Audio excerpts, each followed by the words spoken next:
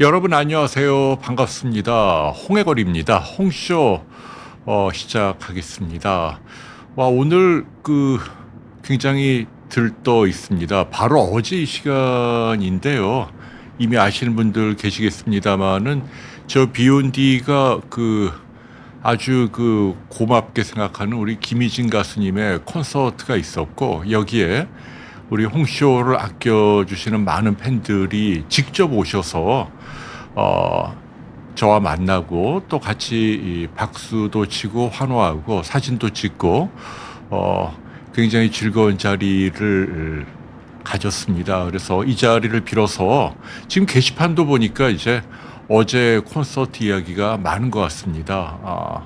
다시 한번 고맙다는 말씀 올립니다. 왜냐하면 날씨도 춥고 일반 공연장도 아니고 어쨌거나 2대 안까지 들어가야 하니까 불편함이 있었는데도 정말 많은 분들이 오셔서 자리를 채워주시고, 덕분에 우리 희진 씨도 굉장히 고마워했습니다. 그 마음을 여러분께 제가 대신 또 전해드립니다. 글쎄요, 칭찬을 많이 해주시더라고요. 제가 멋있다고 하시고, 또 마치 연예인 대하듯이 사진도 찍고 사인도 해달라고 하고 좀 머쓱했습니다. 박혜수님이 들어가기 전에 이미 인사 올렸죠. 중국 난징에 계시는 분이고, 오늘도 가장 먼저 채팅창에 글을 올려주셨네요. 네, 감사하고요. 이순희님, 그리고 이순희님도 오셨구나. 네, 제가 성함을 다 기억 못해서 미안합니다. 홍영희님, 또 리상님, 리상님도 오셨구나. 홍영희님도 사진 같이 찍었군요. 유무연님, 헤레도기님, 처음 뵙는 분이네요. 스타리실버님, 한명희님, 초코쿠키님은 차귀도 아주 좋죠. 거기 지금 배가 이제 들어가니까요. 옛날에 공포의 외인구단이라는 영화 있거든요. 촬영 장소인데, 제주도 하면은 많은 분들이 우도나 비양도 떠올립니다만은 차귀도 한번 가보직해요. 사람이 안 사니까, 지금 무인도니까 황량한 들판의 모습이 바다와 어울려 굉장히 아름답습니다. 리추엉님, 희망님, 미엔동님, 주님은 따님 제가 뵀어요. 정말 훤칠하시고 날씬하고 예쁜 따님이시더라고요. 네, 멋진 따님 두신 거 축하드립니다. 어스카이님이 제 옆자리였나요? 예, 옆에 있는 사람은 제 매니저하고 최초희 PD입니다. 네, 저희 아들들은 저랑 잘 안 놀려고 하고요. 윤희님 반갑고요. 그래서 리추엉님은 못 오셔서 서운했다. 네, 이효빈님이 또 저한테 선물도 해주시고 또 정성 어린 글도 써주시고 너무너무 감사합니다. 우리 이효빈님께 다시 한번 감사 올립니다. 그리고 텍사스에서 또 미국에서 오셔서 저에게 또 화장품 선물하신 분 계신데, 죄송한데 그분 성함이, 나중에 또 집에 가서 다시 한번 챙겨볼게요. 아무튼 부끄럽게도 선물도 받고 너무너무 감사했습니다. 프리지아님 5분이나 네, 감사하고요. 김지원님도 감사하고요. 153868님, 로투스님, 햇살님, 서초햇살님은 뵀죠. 예, 기억납니다. 맑은물, 세호님, 그래요. 바다나나님, 최숙자, 네. 더블스 정님은 간 수치가 술 먹어서 높다. 아휴, 술을 줄여야죠. 올라간 간 수치를 물론 이제 우루사 같은 거 먹으면 조금 도움 될래나요? 근데 근본적으로는 알코올을 좀 줄이는 게 가장 좋습니다. 요 옷은 이거 이제 우리 사돈 안사돈님이 저한테 사준 건데 한번 입고 나와봤습니다. 네, YYZ 사티님도 반갑고요. 한나정님, 이지연님, 은영, 해피, 김희순, 나티코님, 최숙자, 별사탕, 김영애, 셜리김, 네, 핑크써니님, 네, 모두 반갑습니다. 프리지아님 아까 말씀드렸죠. 김근태님도, 박선희님, 네, 진도에 계시죠. 정연남, 네, NCJ님, 네, 모두 반갑습니다. 어스카이님이 실물이 더 젊어 보였다. 30대 후반으로 보인다. KK님. 김아프로디테님이 스테로이드 주사 뭐 분기별로 한 번 정도까지는 그게 이제 이른바 건강보험이 되는 신경차단술이잖아요. 그게 값도 싸고 안전하고 효과적입니다. 그래서 그 주사약이 이제 스테로이드가 들어가 있긴 한데 제가 보기에는 뭐 한 3, 4개월에 한 번 맞는 거는 문제가 안 됩니다. 오케이. 우리 희진 씨가 이제 오셔갖고, 박인희라고 아시죠? 이제 올해 80된 그 대가수님이죠. 세월이 가면이라든지, 뭐, 또, 그 옛날에 아무튼 우리 포크 가수의 뭐, 원조라고 할 수 있는, 직접 오셔갖고 격려도 해주시고, 아주 뭐, 보기 좋았어요. 그래서 그 옛날 가요부터 해갖고 뭐 그 섬마을 처녀인가 그것도 엄청 옛날 노래죠. 그 노래도 불러주시고 심지어는 뭐 등대지기 뭐 뜸북뜸북 오빠 생각 뭐 그런 그 동요도 부르시고 또 본인의 이제 그 곡이죠. 영원한 나의 사랑 그리고 뭐 편지를 써요 이런 노래도 직접 불러주시고 이치현 씨가 또 우정 출연하셔갖고 집시 여인 그분의 그 히트곡이죠. 그리고 사랑의 슬픔인가 예. 아주 뭐 화기애애하고 오랜만에 정말 옛날로 돌아간 즐거운 시간이었습니다. 아무튼 다시 한번 어제 콘서트 비욘드에서 한 220분 정도 오셨어요. 그러니까 저희도 많이 기여한 거죠. 왜냐하면 이제 가수분들이 이제 그 콘서트가 본인의 큰 프라이드인데 요즘 이제 경기도 안 좋고 사람 모으는 게 쉽지 않은데 다행히도 그 이화여대 안에 삼성홀이라고 저도 처음 가봤는데 한 700여석 자리가 꽉꽉 차서 열기가 아주 대단했습니다. 오케이, 네, 그래서 어제 이야기해드리고 오늘 또 홍쇼 여러분과 함께 하겠습니다. 리리우님은 또 에스터TV 보셨구나. 성명자님, 알부민 먹으면 살찌나요? 알부민은 그 단백질이니까 살이 찔 것 같지는 않습니다. 아침에 일어났는데 명치 끝이 답답하다. 소화제를 먹어도 효과가 없다. 한 핫두님. 글쎄요, 갑자기 체중이 빠지고 뭐 약을 먹어도 그게 이제 그러면 좀 이제 내시경 받아봐야 하는데 뭐 안 좋은 예컨대 위암이라든지 이럴 가능성은 낮겠죠. 대부분의 저런 경우는 이제 기능성 위장장입니다. 그러니까 위장이 뭐가 이렇게 부드럽게 자율신경이 알아서 이렇게 움직여줘야 하는데 이게 그냥 갑자기 딱 멈추는 거예요. 체하는데 답답하고 더부룩하고 소화불량이라고 하죠. 그래서 이럴 때는 소화제를 먹으면 안 되고 위장을 좀 강제로 움직여주는 위장운동 기능 촉진제라는 게 있거든요. 근데 그거는 이제 처방약이에요. 그래서 의사에게 처방을 받아서 예컨대 뭐 옛날에 맥소롱 비슷한 약입니다. 그런 걸 드시면 위장을 좀 강제로 움직여 주니까 도움이 되죠. 근데 그거보다 더 중요한 게 여기를 컨트롤해야 돼요. 위장이 직접 이 뇌와 연결돼 있기 때문에 여기를 계속 신경을 쓰고 아니면 뭐 골치 아픈 일이 있으면 예민한 분들은 위장이 스톱 됩니다. 그렇기 때문에 긴장을 풀 수 있는 나만의 뭔가 그 인생의 낙이라고 할까요? 그 남편분께 그런 걸 좀 권해드리세요. 뭐 운동을 하든 취미 생활을 하든 뭐 뭐든 좋습니다. 여기를 자꾸 잊어버려야 합니다. 네, 이 주인님이 모근이 아프다, 머리카락을 움직일 때마다, 그게 글쎄요. 뭐 아마 별거 아닐 거예요. 근데 이제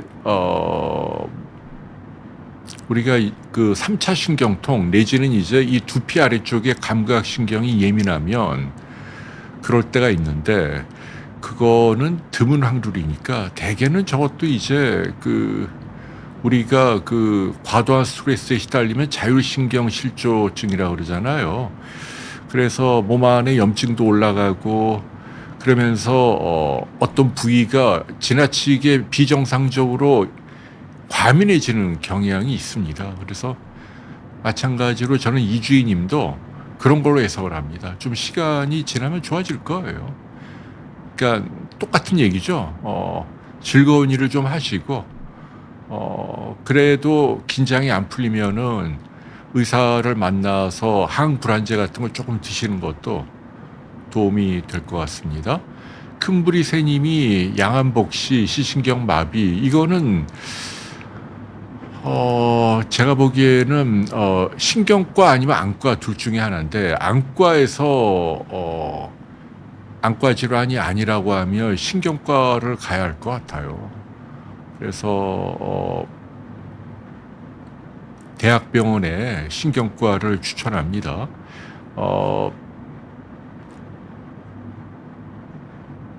뭔가 있는 거예요. 네, 죄송한데 이 경우는 체크를 해야 합니다. 종양이 되었건 아니면 혈관에 문제가 되었건. 오케이. 설탕 귀신님이 생리전 증후군, 렉사프로보다는 오히려 그 폰탈 같은 진통 소염제가 도움이 됩니다. 렉사프로는 이 경우에 해당이 안 될 것 같고요. 네, 폰탈이 도움이 많이 된다고 하대요. 피지낭종이 있다, 종아리 뒤쪽에. 요거 이제 양성종양 많이 하는 병원이 저 한남대교 남단에 그 저희 비욘드에도 나왔던 그 성형외과인데, 그분들은 이제 그 코 높이고 눈 높이고 하는 것보다는 몸 안에 혹을 떼는 그런 수술을 전문으로 하더라고요. 갑자기 생각이 안 나는데 양성종양하고 비욘드 검색하면 나오는 분들, 거기 한번 찾아가 보시죠. 김희진 님이 아버지 추억으로 만든 곡, 제가 알기로 흰구름 아닌가요? 그 시인이 작사하고 그거에다가 곡을 붙인 흰구름이라는 노래로 알고 있습니다. 오케이. 네, 지금 아이고 여러분과 또 건강 상담 이야기 나눴습니다. 박이님과 우리 어스카이님이 사진도 찍으셨구나. 예. 그분이 전설이죠. 대단한 분이죠. 시낭송 하셨죠. 사람에게라는 시인데, 그 시 한번 저도 그 어제 음악회에서 그 박인희 그 가수님이 본인이 만든 시를 그 낭송을 했는데 여러분께도 한번 들려드립니다. 사람에게라는 시인데, 제가 보기에는 이 시가 좀 울림이 있어요. 그래서 여러분께도 들려드리겠습니다. 제가 아주 짧은 시입니다. 사람은 많아도 사람 같은 사람 만나기 어려운 세상에서 사람 냄새나는 한 사람을 만나고 싶다. 묵묵한 산, 어진 숲, 바다의 숨결을 지닌 착한 한 사람. 마지막 그날 나의 뼈를 묻고 싶은 부드러운 흙. 그런 사람을 만날 수 있다면 물이 되어 그의 혼 속으로 스며들고 싶다. 여러분 멋지지 않습니까? 아니 뭐 가수가 이렇게 시도 잘 쓰세요. 우리 박인님 다시 봤어요. 그러게 우리 혜숙님 말씀대로 마지막은 또 방랑자 노래로 피날레를 장식을 했죠. 어제 안 가신 분께는 죄송한데, 예. 오케이. 네. 그래서 아무튼 그 사람 냄새 나고 누구라도 좋으니까 내가 죽어서 나의 뼈가 되자. 우리 이제 다 죽으면 뼈 가루밖에 안 남으니까. 근데 이 뼈가 스며들고 싶은, 그죠? 그런 사람을 만나고 싶다는 거죠. 그의 혼 속으로 스며들고 싶다. 이야, 짱입니다. 오케이. 네, 오체안 맞습니다. 서2309님. 제 얘기하고 한번 가보시고요. LEA님은 쾰른에서 보시고 계시는군요. 저도 쾰른 한번 가본 적이 있는데, 거기 뭐 대성당하고 아무튼 멋진 도시죠.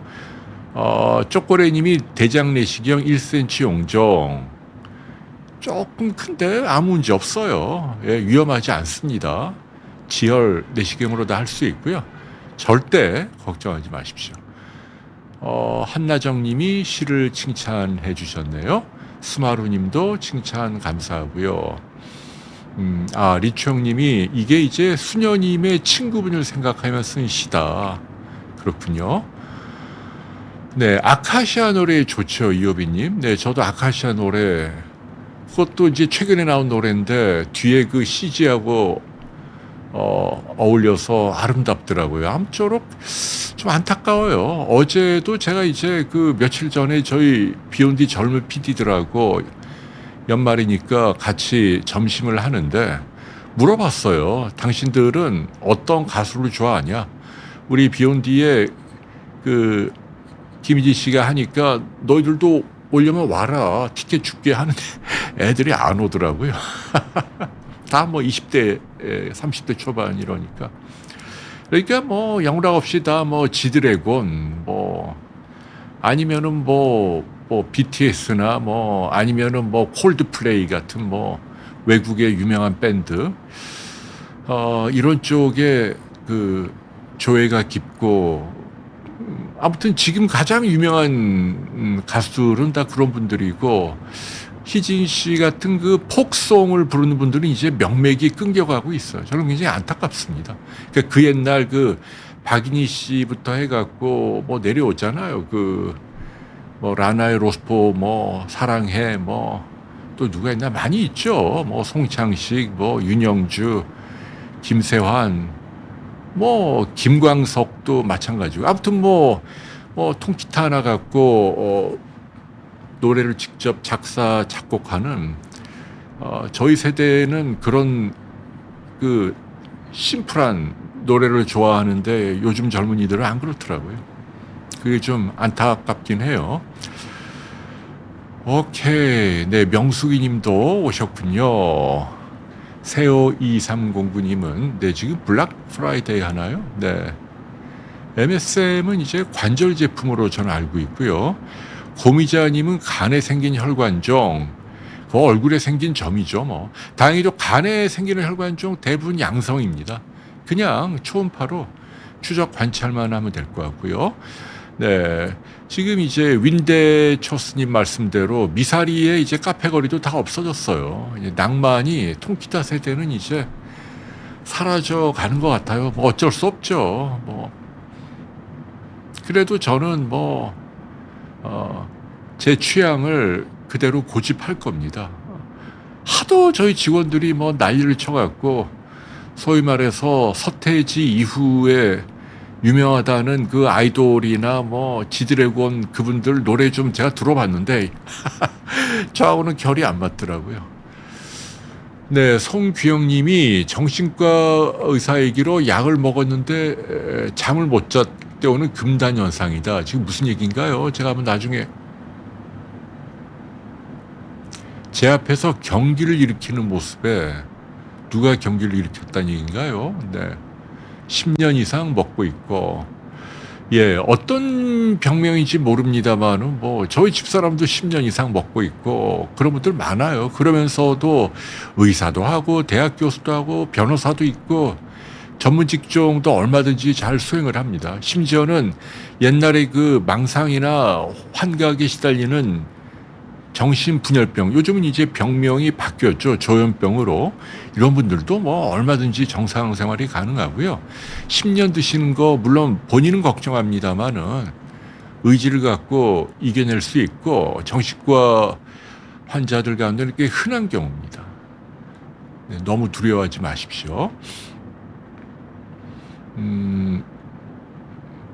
경기를 본인이 일으킨다. 약의 종류가 좀 많긴 한데 그 경기를 일으키는 게 약물 부작용인지 아니면은 이제 뇌전증이라고 다른 게 병합된 건지, 뇌전증이라면은 거기에 해당되는 약을 또 드셔야 할 것 같네요. 근데 뭐 많은 분들은 20알씩 먹는 분들이 있어요. 정신질환이 참 쉽지 않습니다. 정주선 님도 칭찬 감사합니다.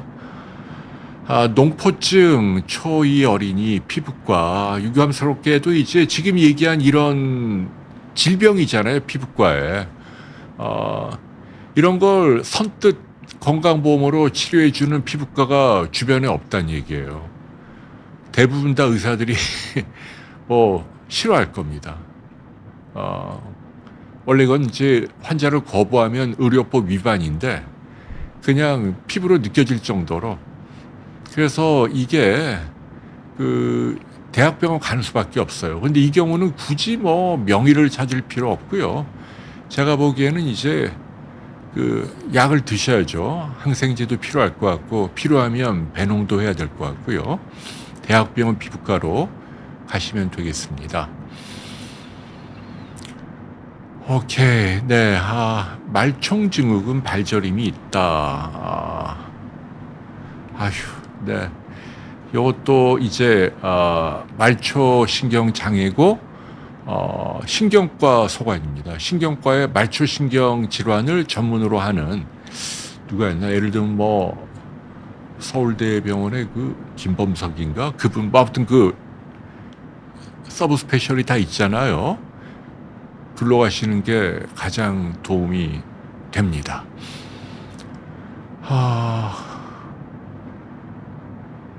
네, 은희님이 언니랑 오셨구나. 네, 너무너무 감사합니다.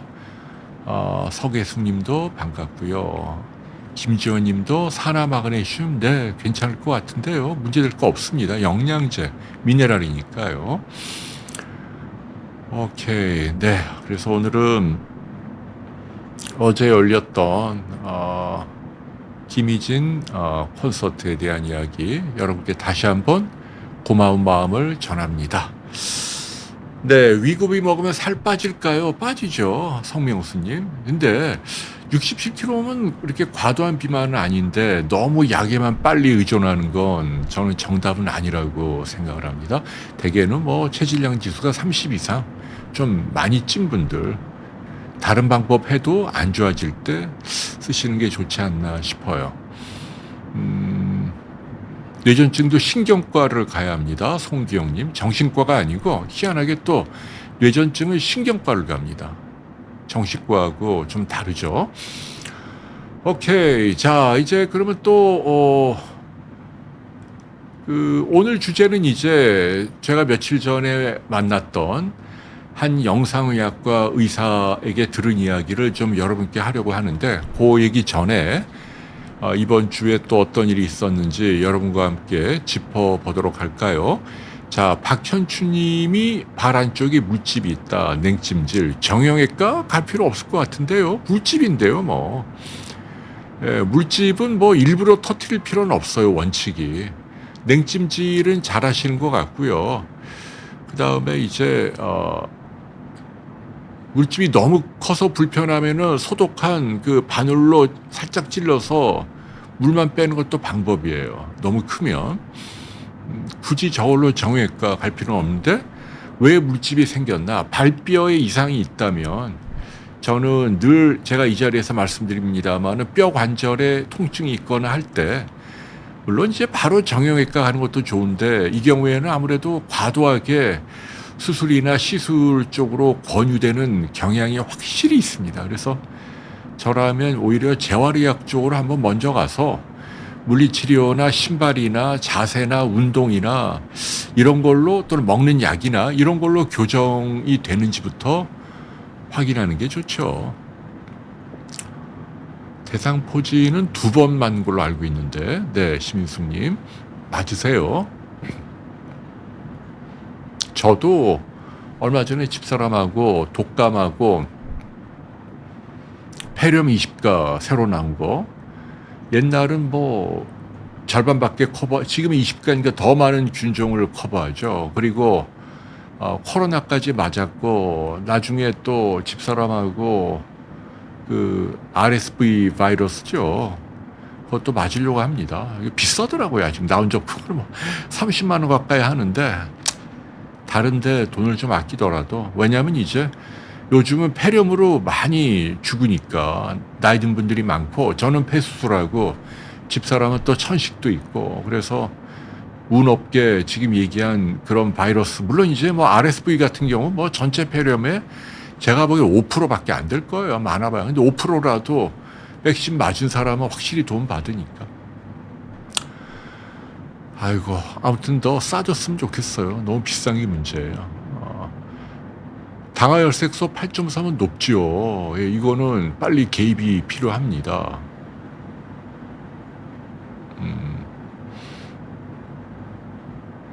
그러게요. 이 주사들이 다 비싸요. 참.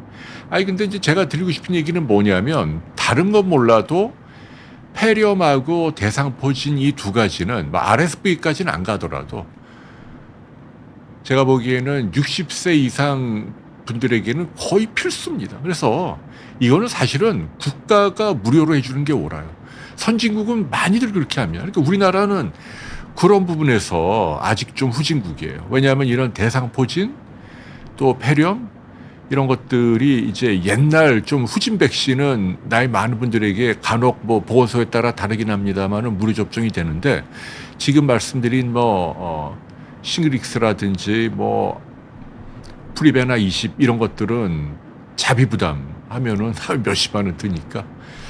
그래서 건설이나 도로공사나 뭐 이런 쓸데없는 비용을 아끼고, 왜냐하면 대상포진이나 폐렴은 워낙 많이 걸리고, 또 걸리면 죽거나 아니면 굉장히 오래 아파야 되고 후유증도 남으니까 가장 비용 효과적인 건강 보건 사업입니다.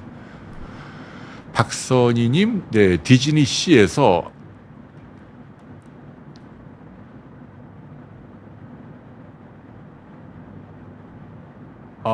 그런가요? 네. 아이고, 그렇게 집사람이 또 말을 왜 방정맞게 그렇게 했나 모르겠어. 네. 그 오해죠, 뭐. 저희가 뭐 돈 자랑하려는 건 아니고, 패스트 트랙을 기다리다가 너무 지쳐갖고, 몇만 원 더 내고 빨리 들어갈 걸 하고 집사람이 얘기를 한 건데, 아마 또 그걸 좀 안 좋게 보신 분들이 계시나 봐요. 근데 뭐, 모든 분들에게 다 칭찬 받을 수는 없죠. 뭐 저나 집사람이나 그런 부분은 좀 받아들여야죠. 뭐.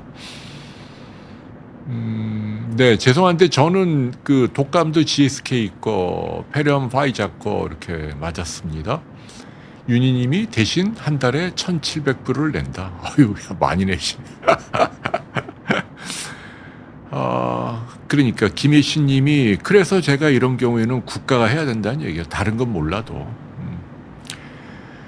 자, 풀꽃님이 폐결핵, 예, 엑스레이 정도는 괜찮습니다. 엑스레이 정도는요, 뭐 신경 안 써도 되겠습니다. 지금 일본에서 대상포진이 국가 지원으로 10,000원 안 되잖아요. 그러니까 일본도 하는데 우리나라가 못할 이유가 없다는 얘기입니다. 미국은 대상포진 50대 이상 무료다. 아니, 그러니까. 천식 있으면 위내시경 수면이 위험할까요? 아닙니다. 할 수 있습니다. 대신 이제 좀 뿌리고 하세요. 그 뿌리는 약이 있죠. 뇌수막종 양성이다. 아이고, HS님. 근데 뭐 양성이 많고 크기가 작으면 그냥 내버려 둬도 돼요. 저는 당연히 신경외과 소견이죠. 굳이 명의가 필요 없고 일단은 MRI로 관찰만 해보십시오. 오케이. 자, 이제 그럼 제가 준비한 이야기 좀 해볼까요? 자, 첫 번째 슬라이드 띄워주세요. 아이고, 요새 이게 지금 얼마 전에도 뭐 그 부천의 시장에서 어떤 60대 남성이 트럭이 갑자기 가속을 해갖고 시장에 사람 빽빽하게 있는데 아우, 네 분이나 돌아가셨어요. 네 분이나. 이게 웬일입니까? 그런 날벼락이 있나요? 그런가 하면 또 인천에서도 또 두 분이 횡단보도 건너다가 저 20대 여성이 또 근데 그때도 공교롭게도 또 70대 여성인가 뭐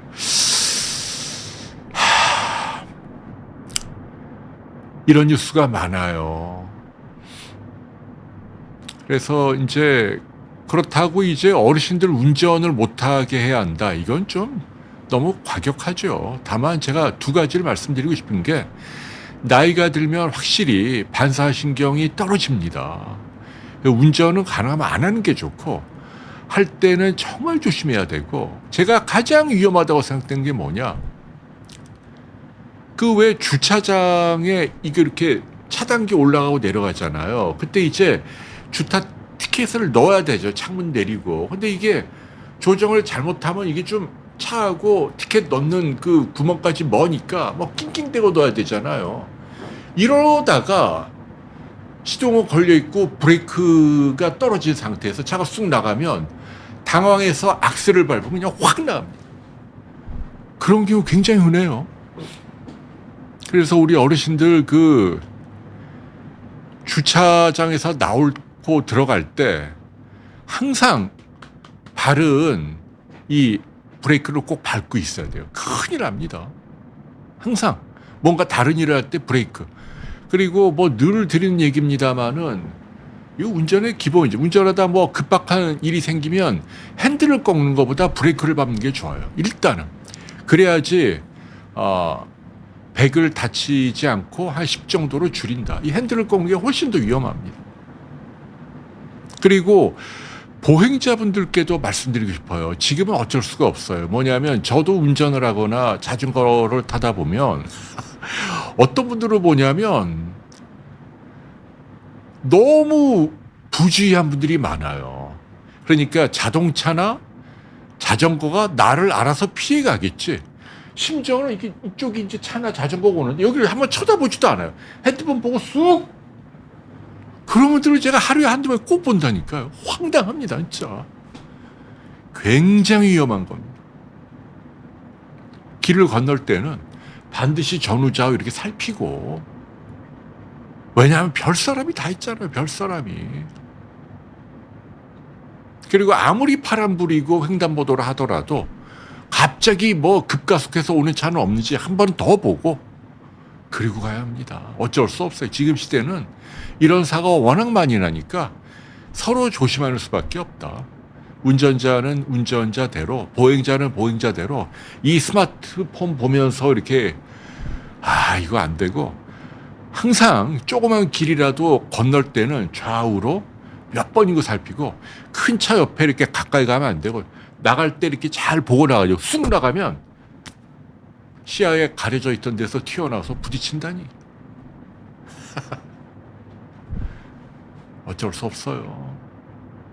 그래서 여러분들께도 당부드립니다. 지금 이런 그 황당한 교통사고, 이게 뭐 많은 분들이 급발진이다라고 얘기하는데 아시죠? 지금까지 수백 건 급발진 주장이 있었지만 경찰 조사 결과 급발진, 차량의 잘못으로 밝혀진 건 우리나라에서 단 한 케이스도 없다.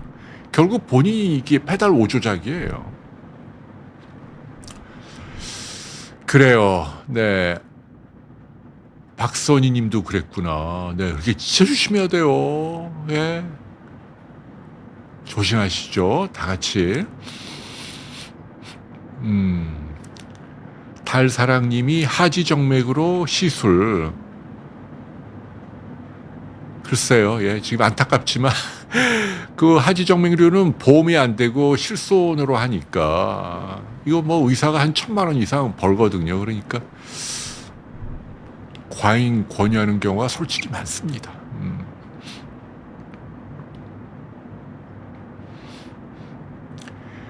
티파니에서 아침을님이 급성으로 허리가 아프다. 이런 경우가 오히려 예후가 좋아요. 허리가 갑자기 빡 하고 삐끗하고 아프잖아요. 그럼 뭐 난리가 나죠. 꼼짝 못하고. 근데 오히려 그런 요통은 빨리 나아요.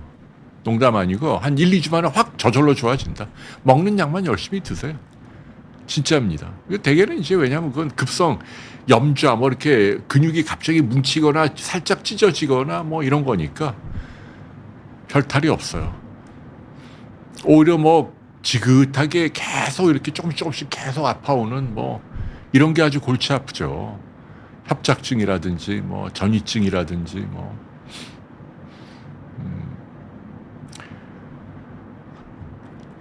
프린세스 줄리님이 미국은 물가 상승 억제 때문에 그런가요? 미국이 합리적이죠. 의료비가 비싸긴 합니다만은 대상포진은 그 국가에서 놓아주는 게 오히려 비용을 아껴. 왜냐하면 저거 걸리면은 치료하느라고 노인네가 아프면 급을 수발드느라고 누군가가 또 간호하고 일손을 뺏기고 노동력 상실하고 병원 가서 치료하고 약값 깨지고 후유증 남으면 몇 년 또 고생하고 그 비용이 엄청나게 깨지거든요. 그 개인이 지불하는 건데 그런 사람이 몇십만 명 되면 국가적으로 생산성에도 차질이 있으니까 제가 국회의원이라면 지금 하셔야 될 일은 대상포진 필수 접종으로 가자. 폐렴이 지금 사망 원인 2등 아닙니까? 어마어마하게 빠른 속도로 올라오고 있잖아요.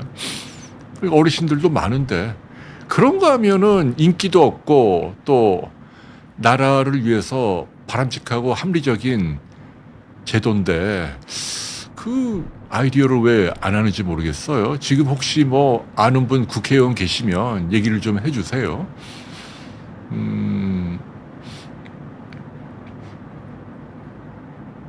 독일도 무료래네. 아이고 참, 이 우리나라에 진짜 이런 거래야지. 뭐 단순 두통에 MRI 뭐 보험해주고 이런 거 하면 안 돼요. 그러면 도덕적 해이로 하지도 않아도 될 비싼 검사를 막 찍어대고 돈 낭비한단 말이에요. 오케이. 정윤주 님이 맞다. 저보고 김희지 씨가 의학계 아이돌이라고 소개해 주대요. 감사합니다. 네, 저 사진 한 100장 찍었을 거예요, 어제. 그 들어오는 입구에서 찍고 끝나고 또 찍고. 황금라브님이 폐결절이 암일 수 있는가? 2cm. 암일 수 있는데 확률이 낮아요. 3cm 이상이라 하더라도 8% 정도 봅니다. 그러니까 아마 뭐 암일 확률은 한 4, 5% 정도 되겠죠.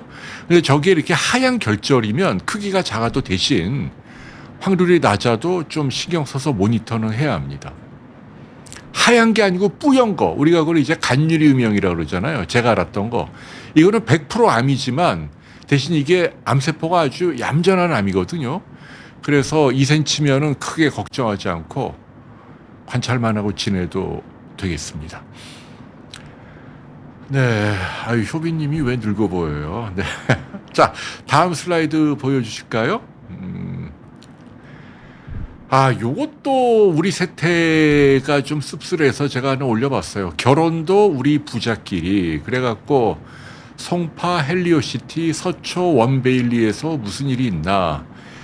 이게 뭐 사실인지 모르겠는데 신문 기사니까 특정 부자 동네 아파트 사람들끼리 모여갖고 자기들 자녀들끼리 이렇게 만남을 주선하는 결혼시키자 뭐 이런 움직임이 있다라는 얘기인데 뭐 저분들을 비난하는 건 아니에요. 누구나 여러분이나 저나 기왕이면 자기 자녀가 좀 여유 있는 집에 결혼하면 좋지요.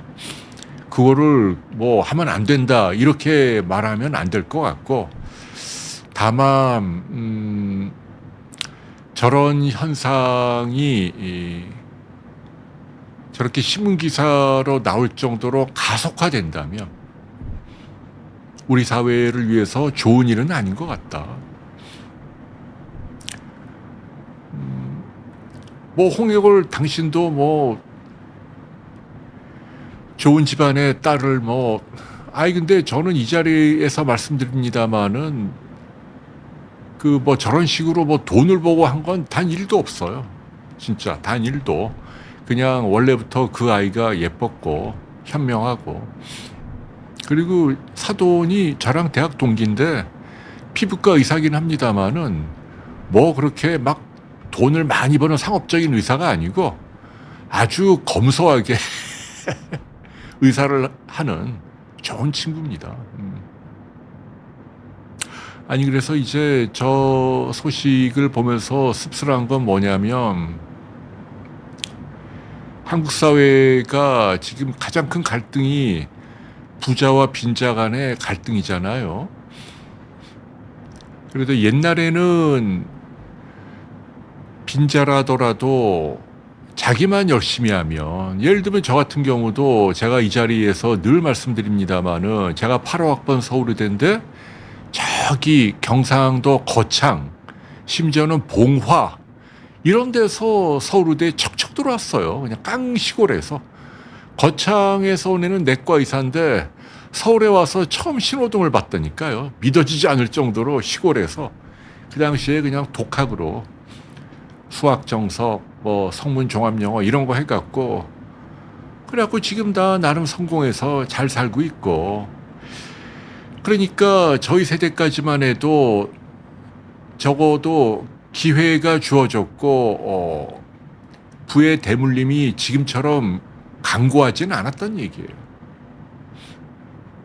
근데 지금은 여러분도 알다시피 이미 교육 단계에서 뭐 로스쿨도 그렇고, 물론 로스쿨도 어려운 분들에게 뭐 장학금 혜택 주고 한다고는 하지만 그래도 옛날 사시에 비하면은 뭐 거의 가진 자들의 전유물이죠. 교육과정 자체가 학비도 비싸고 또 집안이 좋아야 뭐 면접 때 좀 뽑히는데 유리하고, 로펌 들어가는 것도 마찬가지고. 의대도 지금 보면 전부 다 그 강남 애들이 많아요. 집안에 돈이 없으면 이게 교육이 안 된다는 거죠. 근데 그런 세상을 누가 만들었냐. 희한하게도 진보를 부르짖는 정부에서 이런 제도들이 다 정착이 된 거예요. 참 이상하죠. 왜 그렇게 됐죠? 그래서 저는 그런 게 안타깝고. 지금 누가 그래요. 뭐 지금 뭐 반포의 아파트 하나가 100억이다. 그러면 이제 어떤 분들이 무슨 소리야. 뉴욕의 맨하탄에는 아파트가 1000억도 넘는데 자본주의는 다 그래 라고 얘기하는데, 근데 가만히 생각해 보면 맞아요. 네, 뭐 홍콩이든 뭐 일본 도쿄든 뉴욕이든 런던이든 정말 부자들만 사는 동네가 있고, 거기는 정말 상상도 못하게 집값이 비싸죠. 뭐 1000억, 심지어 2000억짜리도 있고. 맨하탄이 다 내려다 보이는 하늘 꼭대기에 한 층을 뭐 펜트하우스라고 그러죠. 근데 중요한 건 그거는 소수가 그렇다는 얘기죠. 펜트하우스라 그래봐야 건물에 뭐 한 10개 되나요 뭐. 우리나라의 압구정이나 반포는 뭐 3천, 4천 세대 이렇게 짓잖아요. 그 아파트들이 다 막 100억 가까이 하니까 제가 보기에 좀 지나치게 좀 비싼 건 맞는 것 같아요. 그래서 저도 지금 이렇게만 가면 이 사회 갈등을 극복할 길이 없다. 이건 뭔가 대승적으로 정치적으로 대타협을 해야 돼요. 물론 공화주의니까 빈자든 부자든 뭐 남녀든 뭐 노소든 영남호남이든 골고루 조금씩 의견이 반영이 돼야겠습니다만은, 뭐라 그럴까, 그 교육 기회나 돈을 벌 수 있는 스트럭처 자체가 조금 더 플렉서블하게 열심히 살려고 하는 젊은 세대들에게 좀 열려 있어야 한다. 이 고민을 항상 해야 한다. 저는 그렇게 생각을 합니다. 뭐 저도 그런 방향으로 뭐가 되었건 협조하려고 합니다. 네, 왜냐하면 뭐 로스쿨이라든지 뭐 지금 얘기하는 뭐 수시제도 뭐 등등등등 뭐 방향은 뭐 이상적으로 옳다고는 하지만 결과론적으로 지금 교육이 그렇게 돼버렸어요.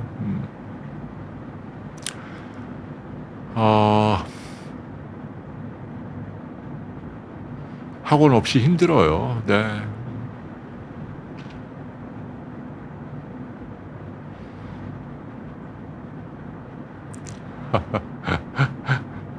당시에 서울의대 정원이 많아서 그렇지도 않을걸요. 제가 210명이었는데 대신 저 때는 제 동기가 100만 명이 넘었어요. 100만 명이. 지금 입시생들의 절반도 안 되죠. 지금 한 40만밖에 안 되지 않나요? 그러니까 정원이 인구 대비 특별히 많았다고 보기 힘들고,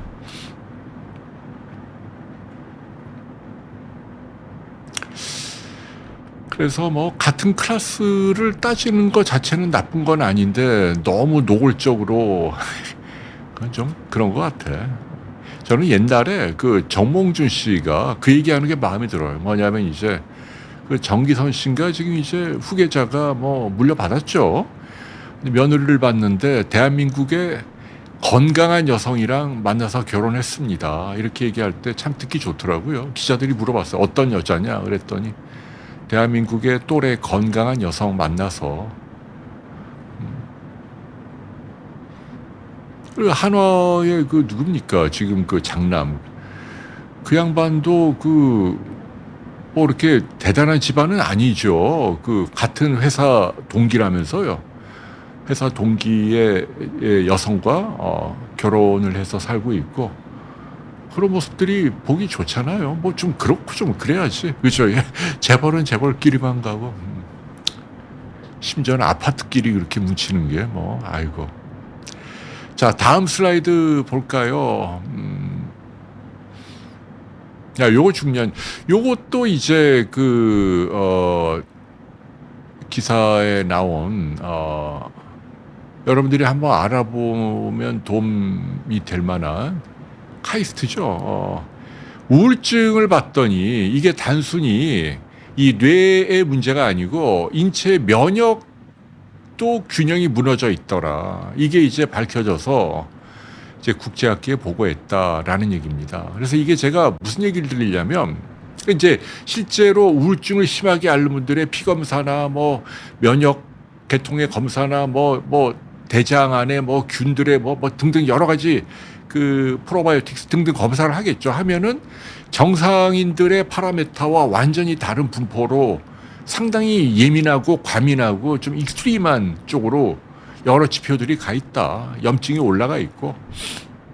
이게 그러면 이제 우울증 때문에 생긴 결과냐. 근데 이게 꼭 그렇지가 않다는 얘기죠. 오히려 반대일 수도 있다는 얘기예요. 이 몸의 변화가 오히려 뇌에도 영향을 미쳐서 우울해질 수도 있다는 얘기예요. 그래서 이게 의학이라는 게 참 신기한 게, 연구를 하면 할수록 우리 몸과 마음이 이렇게 여러 경로로 묶여 있는 걸 많이 발견을 해요. 그래서 제가 늘 드린 얘기가, 행복하지 않은 분들은 운동을 많이 하든지 잠을 자든지 좋은 걸 많이 먹으면 행복해져요. 그러니까 육체적인 건강이 정신 건강에 도움을 준다는 얘기고, 반대예요. 또 반대도 가능해요. 몸이 건강하지 않으면 여기를 건강하게 하면, 내가 뭐 당뇨도 있고 혈압도 높고 콜레스테롤 뭐 암도 옛날에 뭐 수술 앉아 있고 등등 몸이 만시창이다. 늘 피곤하다. 그럼 몸에 좋은 것도 해야 되지만 거꾸로 마음을 다스리면, 마음을 다스린다는 게 뭐예요? 수양하는 거죠. 절제하고 쾌락에 탐닉하지 않고 나의 스트레스 레벨이 막 널뛰기 미친 듯이 이렇게 하지 않고 스테이블하게 규칙적으로 욕심을 내지 않고 그렇게 살면 이게 거꾸로 몸에도 영향을 미쳐서 세포 단위에서도 좋은 지표들이, 이거는 뭐 100% 정설이에요. 이해가 되시죠? 그러니까 몸은 몸, 마음은 마음 이렇게 분리되어 있는 게 아니고, 여러분들이 뭐 불행하다, 스트레스가 많고 불안하고 잠도 안 오고 몸이 그냥 머리가 막 만시창이다. 그러면 거꾸로 몸의 건강을 챙겨보라. 기왕 몸에 좋은 걸 좀 먹고 잠을 좀 많이 자보려고 노력을 하고 운동도 좀 해보려고 하고, 이렇게 몸의 건강을 매일 챙기면 기분이 좋아지고 행복해지고 우울하지 않고 걱정도 사라지고, 이거 진짜거든요. 그리고 반대, 내가 뭐 각종 만신창이로 만성병으로 몸이 엉망이다. 그러면 먼저 마음을 한번 다스려 보라. 나의 생활이 방탕하지 않았는지, 내가 너무 과욕을 부려서 무리하거나 내 몸을 혹사시키거나 막 들들 스스로 볶지 않았는지 여기를 비우면 머리에서 힘을 빼면 그럼 몸이 릴렉스한다. 이거 100% 맞는. 그래서 이 우울증도 그래서 이게 장내 미생물하고 관계 있다는 유무현님 맞는 말이에요. 이게 뭐 논문으로도 막 나오는 얘기예요. 그래갖고 이 프로바이오틱스가 너무 신기한 거예요. 옛날에는 고작 해야 뭐 변비 설사 뭐 대장 트러블 정도였는데 지금은 면역에 관여하고 심지어는 부위별로 뭐 질 유산균 그러면 정말 신기하게 여성들의 질 건강에 도움이 되고 비염 유산균 하면은 코가 붓는 게 안 붓는다는 얘기예요. 이게 다 논문으로 지금 계속 나와요. 참 신기하죠. 내 장 안에 어떤 균총이 지배하고 있는가에 따라서 부위별로 내 건강이 다르게 발현된다. 이게 지금 네이처나 사이언스로 막 나오는 거 아닙니까? 그래서 여러분 아무튼 둘 다 중요하다. 심지어는 우울증도 그렇다. 우리 집사람에게도 제가 늘 하는 얘기예요. 오케이. 자, 다음 아델라이데님 맞습니다. 집사람의 가장 큰 의학적인 공로가 불모지나 다름없던 대한민국 의료계에 프로바이오틱스를 가장 먼저 도입을 했죠.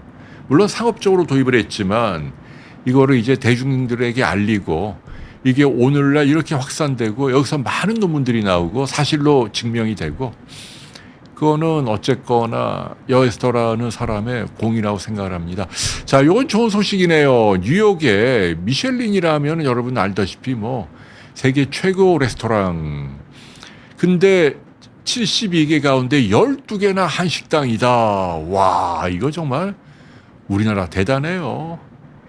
K컬처의 바람을 타고 뉴욕의 정식당, 주옥 이런 데가 3스타, 2스타.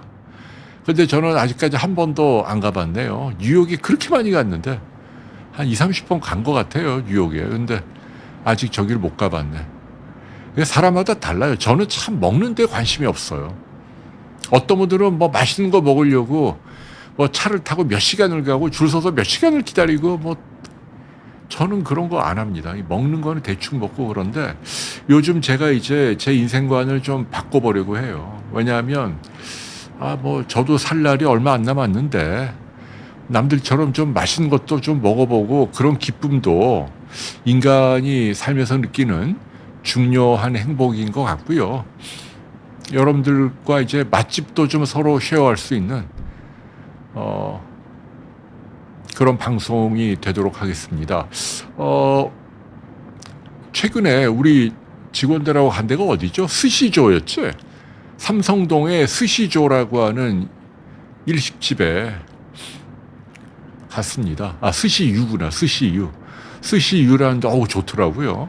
사시미하고 초밥하고 뭐 이렇게 나오는데, 야, 진짜 정갈하고 비싸긴 합니다, 근데. 저희가 200만 구독자가 넘은 지 벌써 몇 달인데, 직원들 수고한 것에 대해서 저도 뭐 정신이 없고, 집사람이 카드를 줘갖고, 그걸로 이제 직원들에게 한 통 냈습니다. 한 통 낸 건 좋은데, 집사람 카드를 이렇게 이 청바지 안에 넣었다 구겨졌어요. 그랬더니 집사람이 그걸 보더니 또 막 짜증을 내더라고요. 왜 카드를 구기냐고. 구겨도 이거 다 카드 다 되거든요, 작동이. 근데 이제 집사람이 결벽증이 있으니까 휘어진 카드를 보면 막 기분이 나쁜 거야. 저한테 막 화를 내고. 아이고, 뭐 그러게 살고 있습니다. 네, 그래서 제가 아까 그 소식을 들려드린 이유는 우리나라가 뭐 지금 대내외적으로 여러 가지 어려움이 있고 현재 나라 상황에 대해서 불만인 분들도 많지만 그러나 객관적인 국제적으로 우리나라 위상은 굉장히 높다. 오히려 이제 제가 걱정하는 건 얼마 전에도 모 원로 교수님하고 얘기할 때 지금이 우리나라의 피크인 것 같다. 정점을 찍고 앞으로 계속 내려가지 않나 걱정한다는 거예요. 일리가 있는 얘기예요. 많은 선진국 사람들이 한국을 칭찬하고 우리는 해조선이라고 하지만 우리나라만큼 살기 좋은 나라가 없고 우리나라처럼 산업 경쟁력이 있는 나라가 없고 모든 질서나 문화나 교양이나 환경이나 심지어는 자전거 도로도 너무 좋다는 거예요. 그래서 많은 분들이 기득권에 대해서 뭐 욕을 하고 비판을 하는데 그동안 한국 사회를 이제 상층부에서 만든 사람들, 특혜나 갑질이나 부정부패나 이런 거 있었죠. 근데 그럼에도 불구하고 전체적으로 한국은 좋은 방향으로 지금까지는 왔어요. 내부적으로 그동안에 뭐 잘못한 게 지금도 있지만 만일 기득권이 그렇게 엉터리였다면 오늘날 어떻게 잿더미였던 나라가 선진국이 됐냐는 얘기죠. 그래서 그런 부분은 인정을 하고, 그러니까 그동안의 대한민국의 역사, 이걸 부정하면 안 돼요. 인정할 게 인정하고. 다만, 문제가 있잖아요. 이런 뭐 양극화라든지 뭐 여러 빈부 갈등, 세대 갈등, 성별 갈등, 뭐 지역 갈등, 이런 거를 이제 슬기롭게 공화주의답게 전체주의 말고요. 공화주의가 정말 필요합니다. 오늘 또 제 개똥 철학인데, 공화라는 게 뭐예요? 생각이 다른 사람들끼리 싸우지 말고 사이좋게 공동체를 이루고 조화를 이루고 살자는 거죠. 뭐 공화주의가. 이게 사실은 어떤 의미에서는 민주주의보다 더 중요한 거예요. 만일 민주주의 원칙대로 표결로만 결정을 하면 51이 49를 탄압을 하면 이거 공화정이 깨지는 거예요. 뭐 예를 들면 제가 개를 키우는데 또는 제가 자전거를 타는데 이 세상은 개를 안 키우는 사람들이 훨씬 많죠. 자전거를 안 타는 사람들이 훨씬 많아요. 표결에 붙이면 자전거 타지 마, 개 못 키워. 이게 공화주의 사회냔 말이죠. 그런 걸 표결에 붙이는 게 옳은가요? 아니란 얘기예요.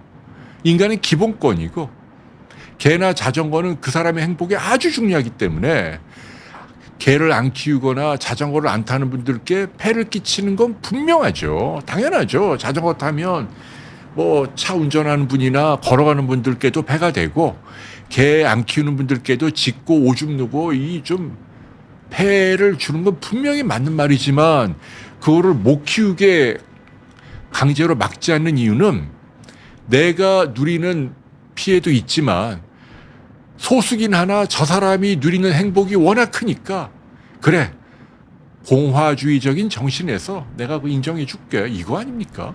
그러니까 그 소수에 해당하는 분들은 그런 다수에 대해서 감사함을 갖고 예의를 갖고 자전거도 잘 타고 개도 피해를 안 키우게 잘 키우고 이게 공화주의인데 우리나라는 이상하게 지금 갈등 해결 양상이 표로 찍어 누르는 뭐 홍위병에 나서고 전체주의적으로 막 떠들고 와 하고 뭐 누구 하나 그냥 죽여라 그러면 그냥 뭐 여기까지만 하겠습니다. 레모네이드님이 따님이 우울증이 있는데 약물로 안 되고 전기치료 6번 했는데 효과를 많이 보고 새로 태어난 기분이라고 하는데 눈물이 났다. 너무 다행이네요. 사실은 집사람도 지금 레모네이드 같은 님을 위해서 본인의 투병 사례를 공개한 거예요. 저희로서는 뭐 아프다는 거 얘기하는 게 뭐가 좋아요. 의학 박사 뭐 영양제 비즈니스 하는 사람이 아니 자기 영양제 먹고도 아프다 그러면 누가 좋아하겠냐고요. 그런데 같은 병을 앓고 있는 분들에게 1%라도 도움을 주기 위해서 정기 경련 치료가 너무 그 편견이 많은 거예요. 저희가 막상 경험을 해보니 과도한 공포가 있고 얻는 이득이 크더라. 그래서 저희가 알려드린 거고 따님이 좋아졌다. 6번 만에 좋아졌다니 너무 다행이네요. 예, 정말 축하드립니다.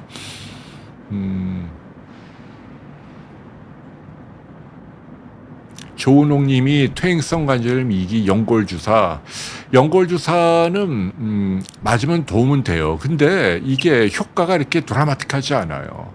아주 약하게 있는 겁니다.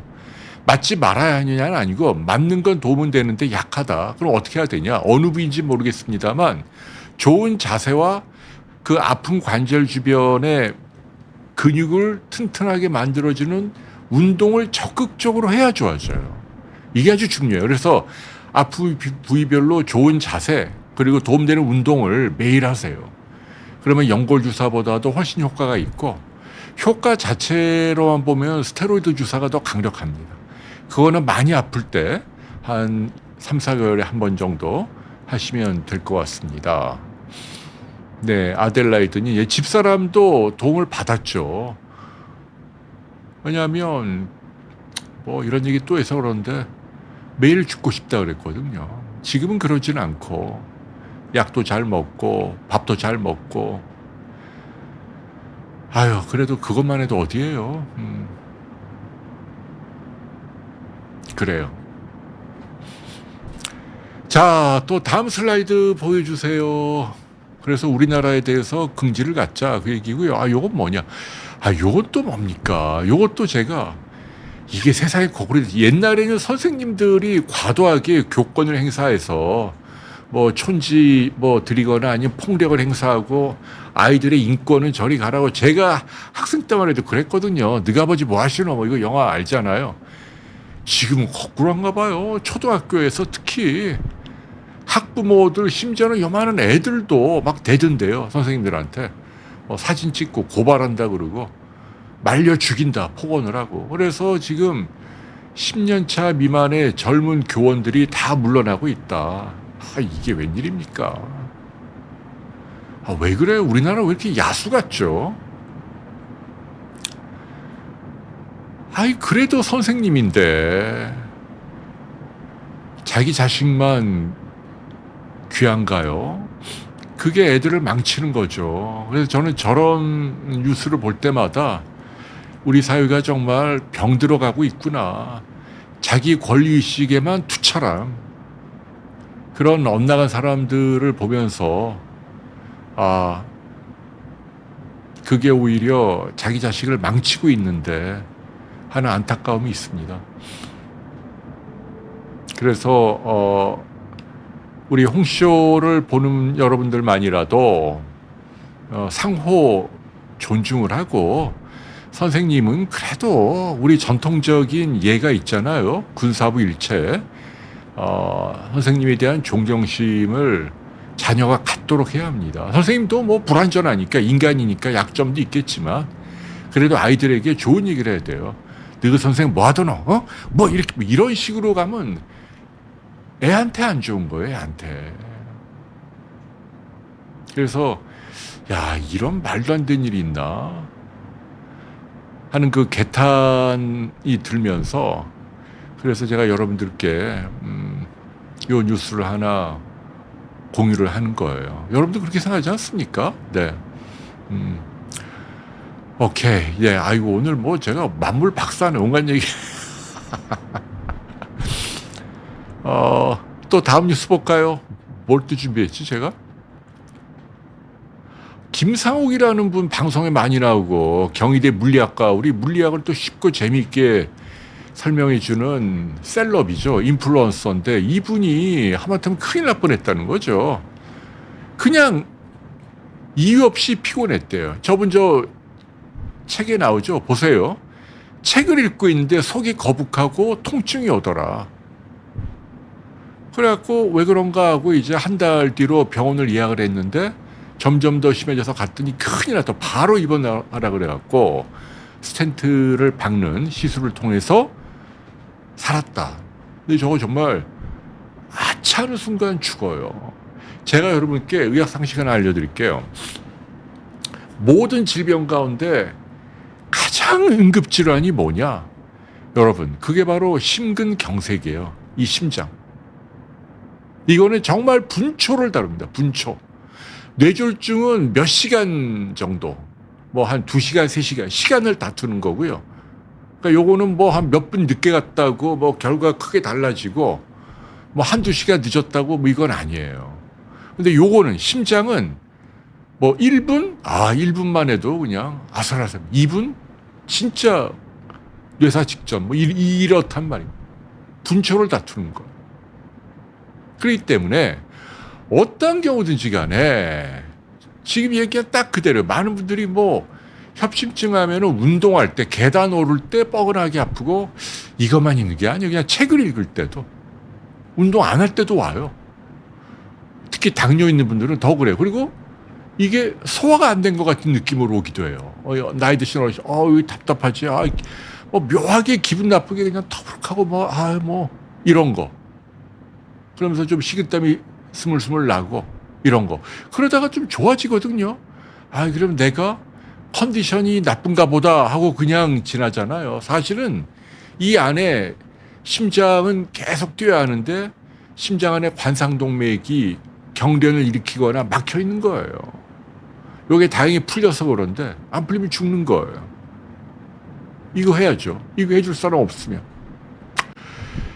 그래서 요즘 우리나라가 여러분들 알다시피 이미 4, 5년 전부터 이 중풍보다 심장병이 올라갔어요. 사망 원인이 더 높아요. 이쪽으로 많이 돌아가세요. 그렇기 때문에 우리 홍쇼 보는 분들, 특히 위험 요인들은 다 아시죠?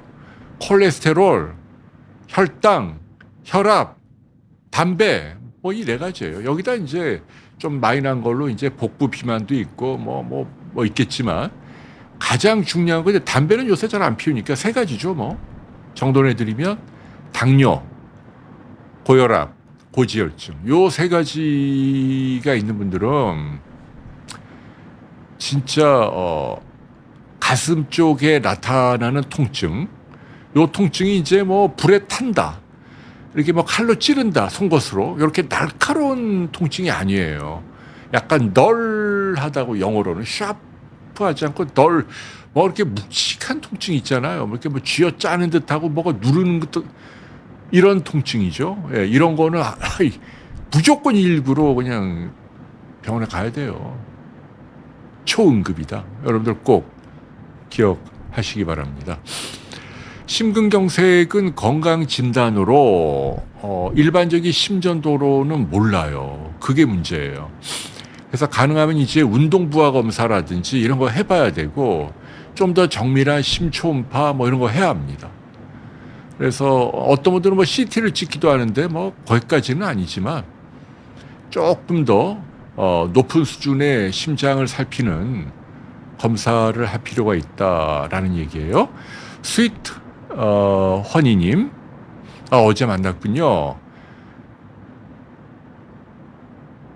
수술 받으신 거죠? 1기면 제발 안 할 거예요. 저도 1기 1A2 스테이지 서남인데 나중에 또 제가 말씀드리겠습니다만은 참 인체가 묘해서 이 폐암도 투 트랙이 있어요. 하나는 결절 트랙이 있고 하나는 간유리 음영 트랙이 있는데 이쪽으로 가는 건 암세포는 있는데 희한하게 암세포의 바이올로지가 생물학적 특징이 얌전해요. 어그레시브하지 않아요. 인베이시브하지 않아요. 그러니까 막 얘네는 크기가 조금해도 옆으로 팍팍 퍼져갖고 잘라내도 막 재발하고 죽고 이러는데 이쪽은 다행히도 대부분 그 물컹물컹한 혹 안에만 머물러 있습니다. 떼내면 특히 1기면 제가 볼 때는 뭐 99% 완치라고 할 수 있습니다. 걱정하지 마십시오. 네, 산수국님, 비염 유산균 있어요. 그게 어느 제품인지 모르겠는데 아무튼 예, 도움 된다 그러는데 집사람이 먹고 좋아졌다 그래요. 아무튼 참 신기한 세상이에요.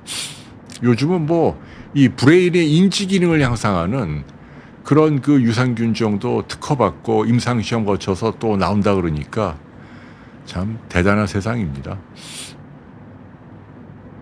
초코조아님이 공복 혈당 100에서 106, 그 정도는 뭐 당뇨 전 단계라고까지는, 물론 100보다 낮으면 좋지만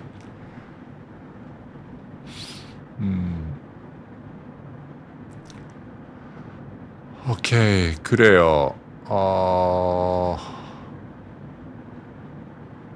자, 또 다음 슬라이드 볼까요? 그래서 아무튼 자, 요것도 뭡니까? 이거 보면은 간호사가 사우디로 도망간다. 이유는 우리나라는 간호사 자격을 따도 대학병원에서 취직하기가 어렵고 안 받아주는데 기다리기만 한대잖아요. 합격하고도 5개월째 발령 대기 중인데 사우디아라비아는 와, 한 달에 600만 원을 주고 모셔간대잖아요. 그래갖고 그 기숙사도 있고 기숙사 안에 수영장도 있고 복지가 아주 좋다. 물론 이제 말도 안 통하고 종교도 다르고 날도 덥고 뭐 낯선 이국 땅의 그 고통도 있지만 이래갖고 우수한 간호사들이 외국으로 많이 떠난다. 이게 또 기사로 나오고 있네요. 그러니까 요게 제가 이제 참 안타까운 건 저는 이걸 왜 꺼내 드냐면 정의로운 사회는 뭐냐면요. 그 사회에 기여한 만큼 그게 지식이 되었건 아니면 노동 시간이 되었건 아니면 어떤 뭐 바람직한 아이디어를 냈건 사람들을 웃기거나 즐겁게 해줘. 뭐가든 간에 아무튼 좀 더 많은 다수의 사람들에게 행복을 많이 준 사람들은 더 많은 돈을 벌 수 있고 누리도록 해줘야 돼요. 기여는 요만큼밖에 안 했는데 돈은 많이 벌고 띵까띵까 하는 사람이 많으면 이건 정의로운 사회 아니에요. 근데 여러분도 알다시피 한국의 의료는 GDP 대비 의료비 비율도 뭐 미국이나 선진국에 비하면 한국이 아직도 낮은 축에 속하는데 요즘 많이 올라가긴 했지만 그래도 아직까지 낮은데 우리나라의 그 병원 이용률이나 뭐 입원 뭐 과정이나 진료의 퀄리티나 또 결과나 이건 세계적인 수준이거든요. 이거는 뭐 굳이 얘기를 안 해도 여러분들 아실 거예요. 한국 의료의 우수성은. 그 의료의 또 중요한 축이 간호사고 근데 이분들이 어쨌거나 한국 사회에서 좀 대접을 못 받는다는 얘기예요. 그러면 이분들이 도망가거나 뭐 그럴 수밖에 없잖아요. 그래서 저는 이런 게 안타까운 거예요. 그러니까 사회에 제한된 자원이 뭔가 남들 안 하는 어려운 일을 하는 근로자로 국한을 한다면 왜 비정규직 하도급으로 저기 어려운 뭐 죽고 사는 또 아주 힘든 일을 하는 사람들은 월급도 조금만 받고 위험한 일을 해야 되고 뭐 정규직에 있는 분들은 훨씬 더 짧은 근로 시간에 편하게 있으면서 돈을 많이 받고 여러분 이게 정의로운 건 아니잖아요.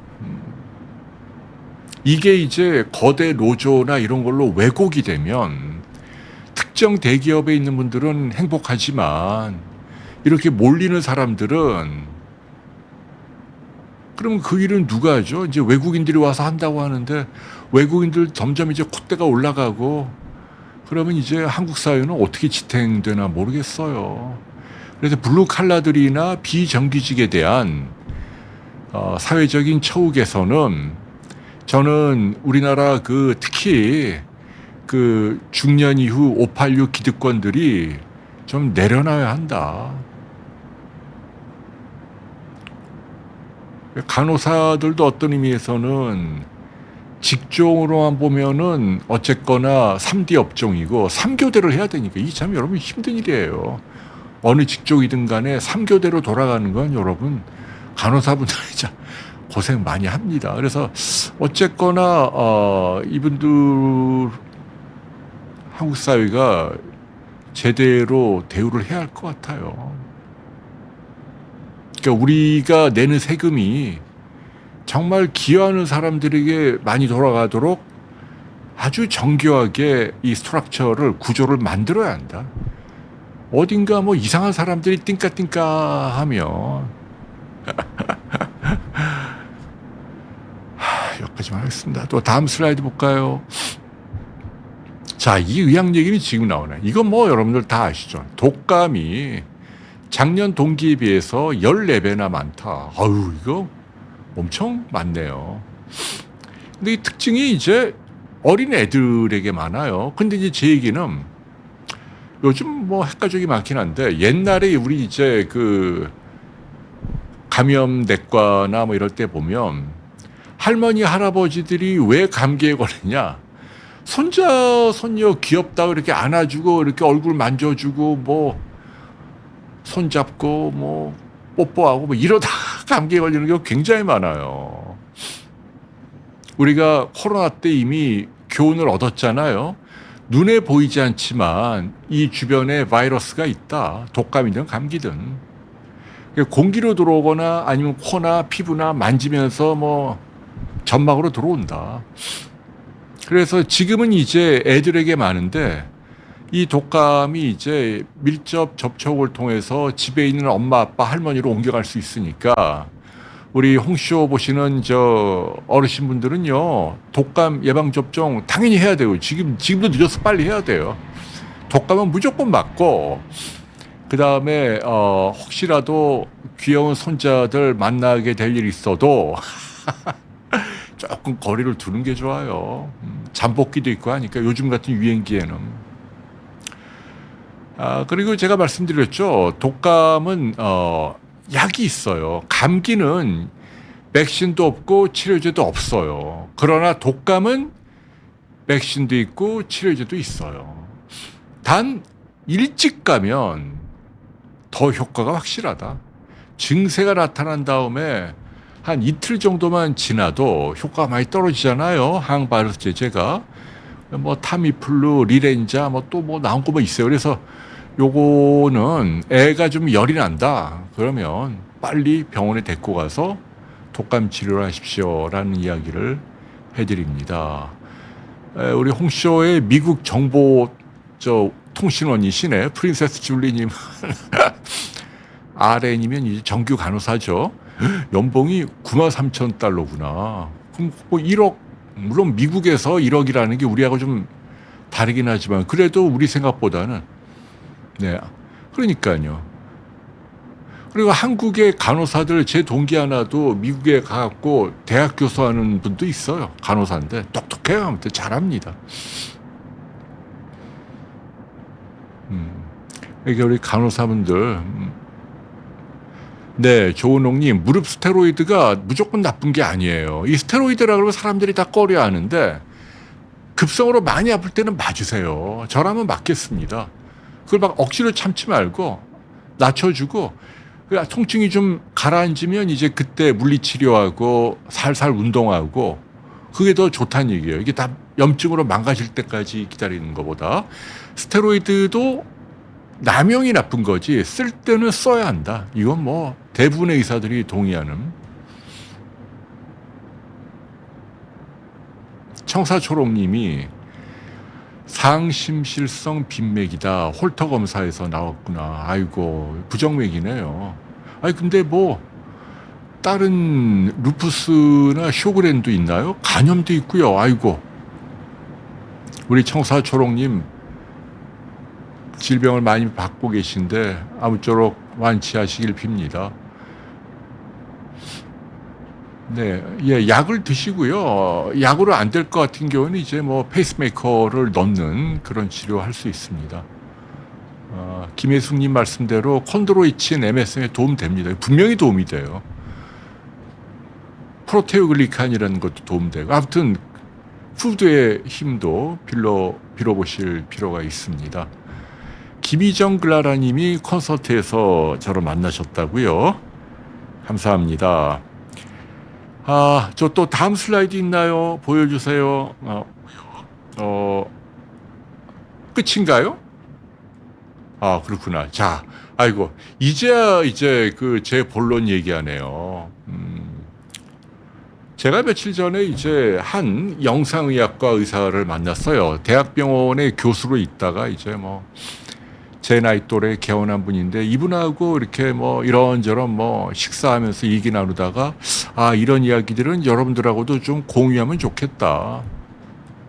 영상의학과 아시죠? 옛날에 이제 제가 의과대학 다닐 때만 해도 진단 방사선학 뭐 이렇게 했어요. 근데 이제 방사선이라는 말이 어감이 나쁘고 그 다음에 진단만 하는 게 아니고 좀 치료도 하거든요. 그래서 이제 아예 진료 과목을 영상의학과 이렇게 바꿨죠. 영상의학. 그리고 지금은 옛날에는 제 선배 때만 해도 좀 죄송한 얘기인데 별로 인기가 없어갖고 좀 공부를 못하는 의대생들이 많이 갔다 그러는데 지금 뭐 탑 클래스 의사들이 많이 가죠. 왜냐하면 여기가 이제 그 당직도 안 해도 되고 뭐 바이탈이라 그러죠. 뭐 환자가 죽고 살고 뭐 이런 걸로 소송이 시달리거나 뭐 뭐 이러지 않아도 되니까 좀 편하니까 이쪽으로 인재들이 많이 오나 봐요. 그리고 이제 MRI를 비롯한 첨단 영상 장비들이 많이 개발되고, 그리고 더 중요한 건 요즘 이제 중재 방사선이라고요. 치료를 합니다. 진단만 하는 게 아니고, 촬영해서 뭐 이렇게 병이 뭔가, 뭐 혹이 어디 있나, 뭐 혈관이 막혔나 이런 것만 보는 게 아니고 직접 치료해요. 근데 영상의학과는 이제 그 인터벤션이라 그러죠. 그래갖고 그 치료가 뭐 외과 의사들처럼 뭐 열고 뭐 이게 아니고, 복강경 이런 게 아니고 가느다란 카테터, 도관이죠. 요거를 혈관으로 넣어갖고, 주로 혈관으로 어프로치를 해서 뭐 초음파 열을 쏴갖고 뭐 간암을 치료한다라든지, 아니면 뭐 뇌혈관을 뭐 막힌 걸 끄집어낸다라든지, 뭐 이런 그 치료들을 많이 하죠. 그래서 이제 요즘은 인기인데, 제가 이제 이분하고, 네, 윤희님, 네, 미국에서 영상학과 인기예요. 네, 맞습니다. 우리나라도 지금 그렇게 돼가고 있고요. 엔지남님이 극좌 정치인 맘다니가 뉴욕시. 이것도 정말 희한해. 자본주의의 심장이라고 할 수 있는 뉴욕에서, 뉴욕시의 시장이 그냥 민주당이긴 한데 그 중에서도 사상이 상당히 왼쪽으로 간 분이 됐잖아요. 참 의미하는 바가 큽니다. 그만큼 이제 미국도 살기가 어려운 거예요. 그러니까 이제 국민들이 참지 않는 거죠. 너네 뭐 했어? 왜 내가 열심히 일하는데, 또 열심히 공부하는데 왜 이렇게 뭐 물가도 비싸고 또 뭐 렌트비도 비싸고 사는 게 왜 이렇게 빡빡해? 그게 표로 나타나는 거고, 우리나라도 뭐 그런 거 아니에요. 뭐 여러 가지 뭐 포장은 그럴듯하게 하지만 결국은 이 제한된 부를 갖고 내가 누리는 것에 대한 상대적인 박탈감이 큰 계층이 숫자가 막 늘어나면 당연히 왼쪽 분들이 정권을 잡는 거예요. 그거는 오른쪽에 있는 분들이 반성을 해야죠. 자, 근데 이제 또 왼쪽 분들은 너무 분배만 강조하면 파일을 못 키우니까 또 그런 부분에 대한 지혜도 필요하고, 아무튼 참 정치란 어렵네요. 자, 제가 지금 그래서 영상의학교사를 만났는데 제가 몇 가지 좀 얘기를 해드릴게요. 첫 번째 제가 얘기하고 싶은 건 뭐냐면,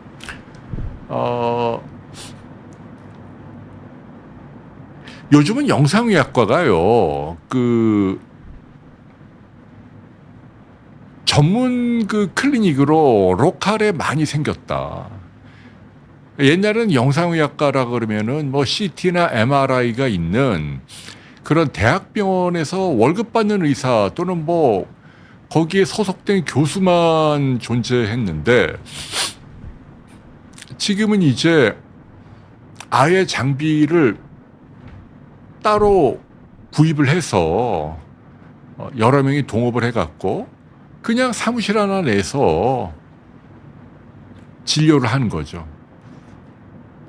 이분들의 장점은 뭐냐면 2차 의견을 구할 수 있다는 거죠. 대학병원에 가면 뭐 예를 들면 뭐 혹이 뭐 생겼다.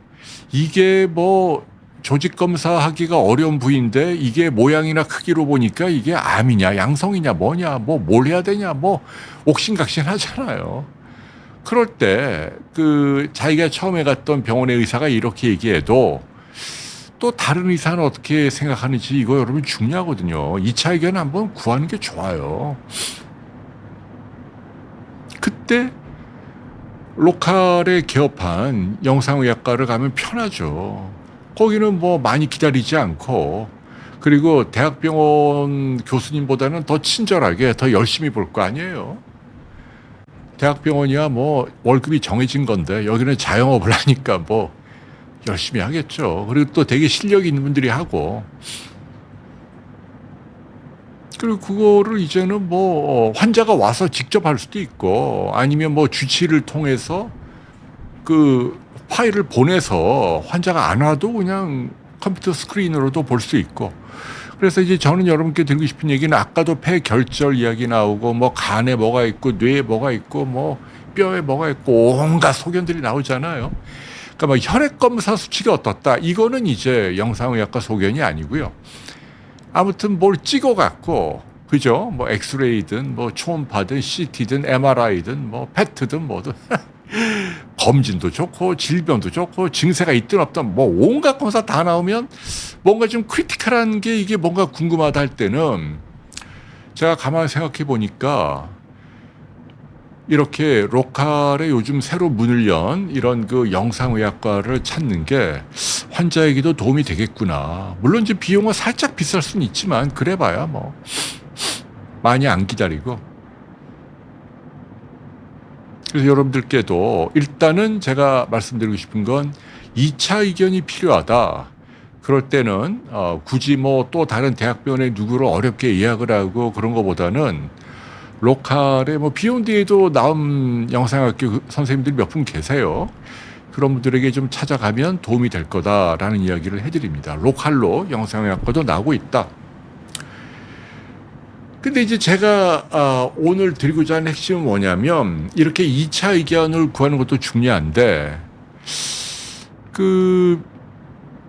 제 얘기를 좀 한 거예요. 제가 전에도 잠깐 얘기했는데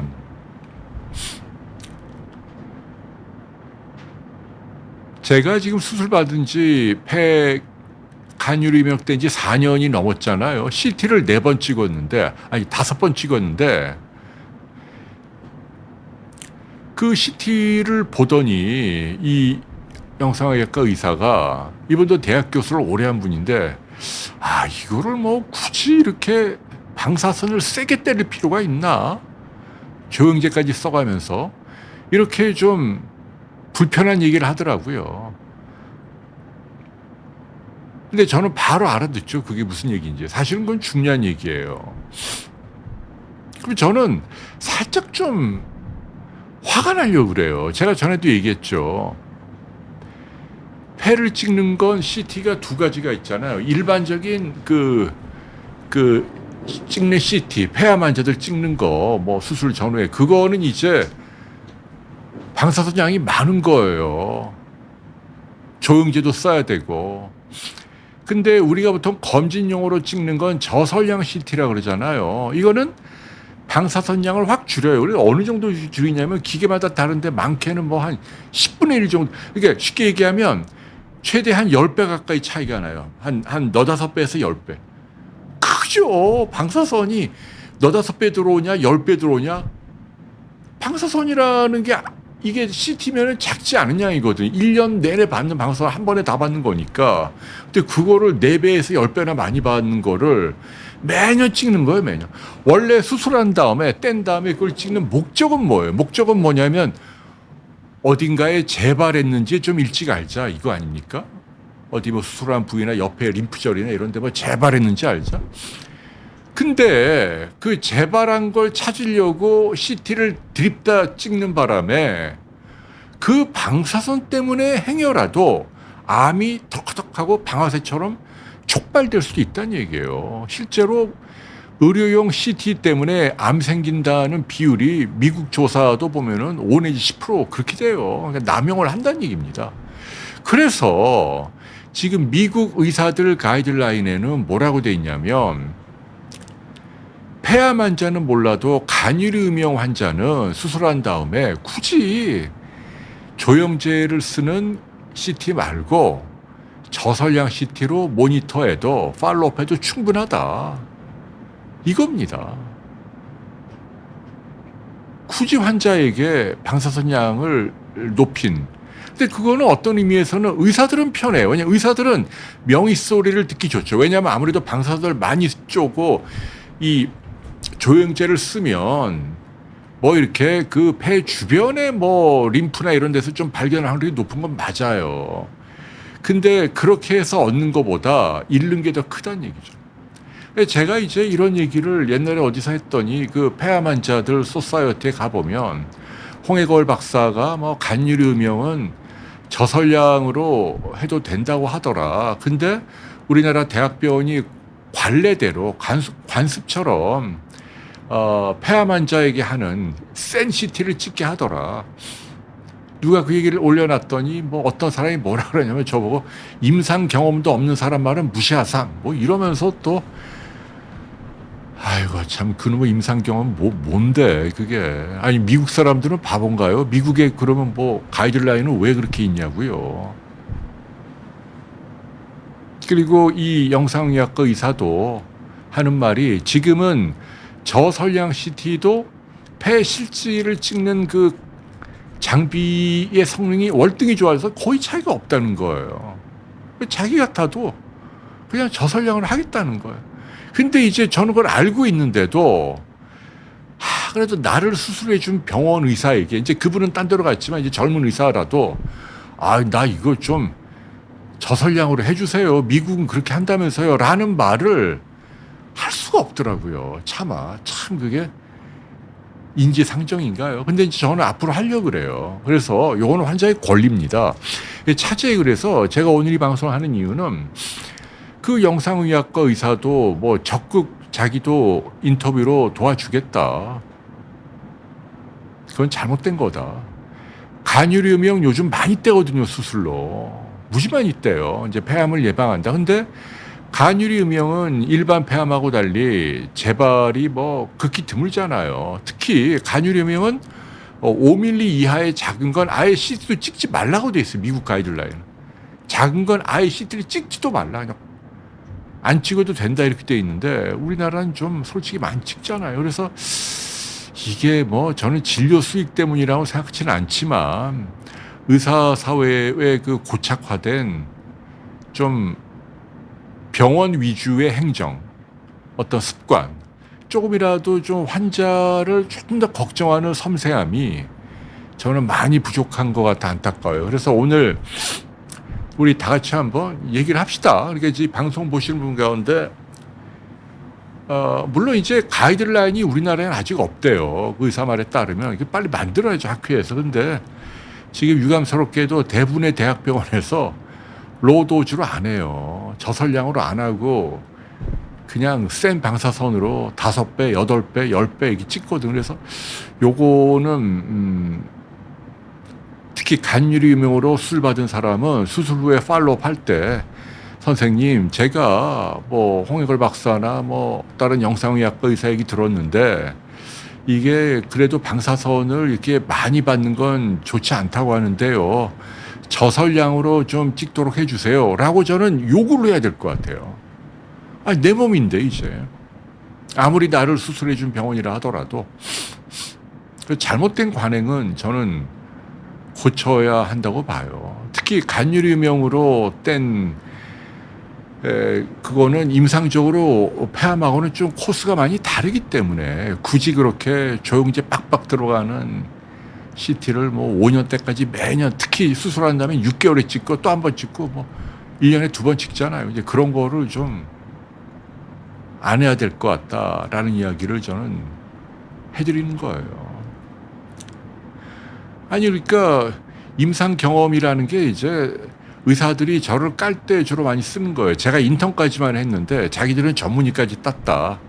이른바 그들 나름대로의 전문의 부심인데 물론 전문의 뭐 하신 건 인정은 하는데 그렇다고 해서 이 정도 지식도 제가 말을 못할 정도는 아니란 얘기예요. 그러니까 A는 A다. 이걸 얘기하는데 전문의가 왜 필요해요? 인턴까지 마친 의사는 얘기하면 안 돼요? 틀린 말인가요, 제가? 그게 괜히 제가 싫으니까 엉뚱한 소리 막. 아이고. 그래서 아무튼 영상의학과 의사가 개런티 하더라고요. 그래서 여러분께 제가 이제 드리고 싶은 얘기는 인턴도 임상 맞는데 저는 1년 했다 이거죠. 그래서 요 얘기를 참고하시고 가능하면 방사선이 많이 들어가는 치료는 하지 않는 게 좋다는 얘기입니다. 청사초롱님이 괜찮습니다. 유전자 검사는요. 그거 아직은 하지 마세요. 지금은 안 하니만 못해요. 유전자 검사가 장님이 코끼리 다리 만지듯이 괜히 양성 나오는데 그게 전체 발생의 한 2, 3%밖에 안 되는 거예요. 환자 괜히 걱정하고 네거티브 나와도 또 생길 확률이 굉장히 또 있단 말이에요. 그래서 이 유전자 검사는 전문가가 참고할 때 쓰는 거지 그 자체로 암이 있다 없다 유권에서 절대 못 내린다는 얘기입니다.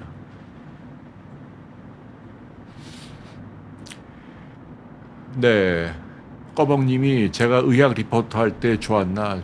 좋았죠. 그때는 또 젊을 때기도 하고 제가 우리나라에서 이렇게 처음 한다는 사명감도 있고 생로병사의 비밀 아시죠? 지금도 KBS에서 하잖아요.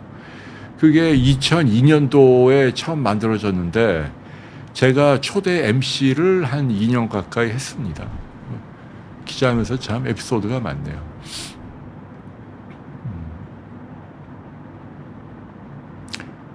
네. 그래서 AI 얘기도 해달라. 크리넘님이. 그래서 지금 그래서 제 얘기는 2차 의견을 구하러 가는 건 좋은데 어쨌거나 대학병원에서 그냥 루틴으로 시키는 방사선이 많이 들어가. 그래서 저는 또 후회되는 게 뭐냐면 이것도 뭐 저는 페트까지 찍었거든요. 페트. 간유리명인데 또 이 의사가 저거 뭐라 그러더라고요. 야, 뭐한데 그걸 찍느냐고. 간유리명의 암세포는 설령 있다 하더라도 페트로 안 나온대요. 근데 그게 루틴이에요, 루틴. 그냥 이렇게 하면 무조건 하는 걸로 되어 있는데, 그러니까 환자 입장에서는 뭐 폐를 잘라내는 수술하니까 병원이 시킨 대로 다 한다. 그런데 방사선 양이 센 CT에다가 또 뭐 페트도 CT보다 더 많이 노출되잖아요. 방사선에 머리에서 발끝까지. 근데 별로 실익이 없다는 거 아닙니까? 오히려 방사선에만 노출되고. 그래서 이런 문화는 저도 물론 계속 지속적으로 얘기를 하겠습니다만 여러분들도 좀 선의의 저항을 예의 바르게 해보시기 바랍니다. 근데 어쨌거나 이렇게 막 저설량이 아닌 CT나 페트 같은 걸 막 이렇게 찍어대는 게 지금 뭐 병원의 수입 때문인지 뭐 의사의 편의성 때문인지.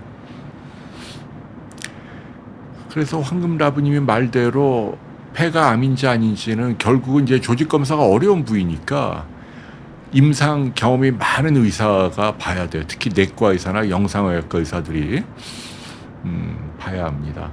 아까 이제 클린업님이 AI 얘기 물어보셨는데 이 AI가 참 제가 늘 드리는 있지. 물론 이제 이 영상의학과도 AI가 엄청 발전해서 한 2, 3년 전만 해도 이걸로 되겠어 그랬는데 요즘 나오는 건요. 대학병원의 레지던트보다는 낫대요. 야, 그러니까 많이 발전했죠. 찍은 걸 인공지능이 판독을 하는 게 상당히 정확해졌다. 뭐 이런 얘기인데. 근데 이제 저는 어떤 얘기를 드리고 싶냐면 AI는요.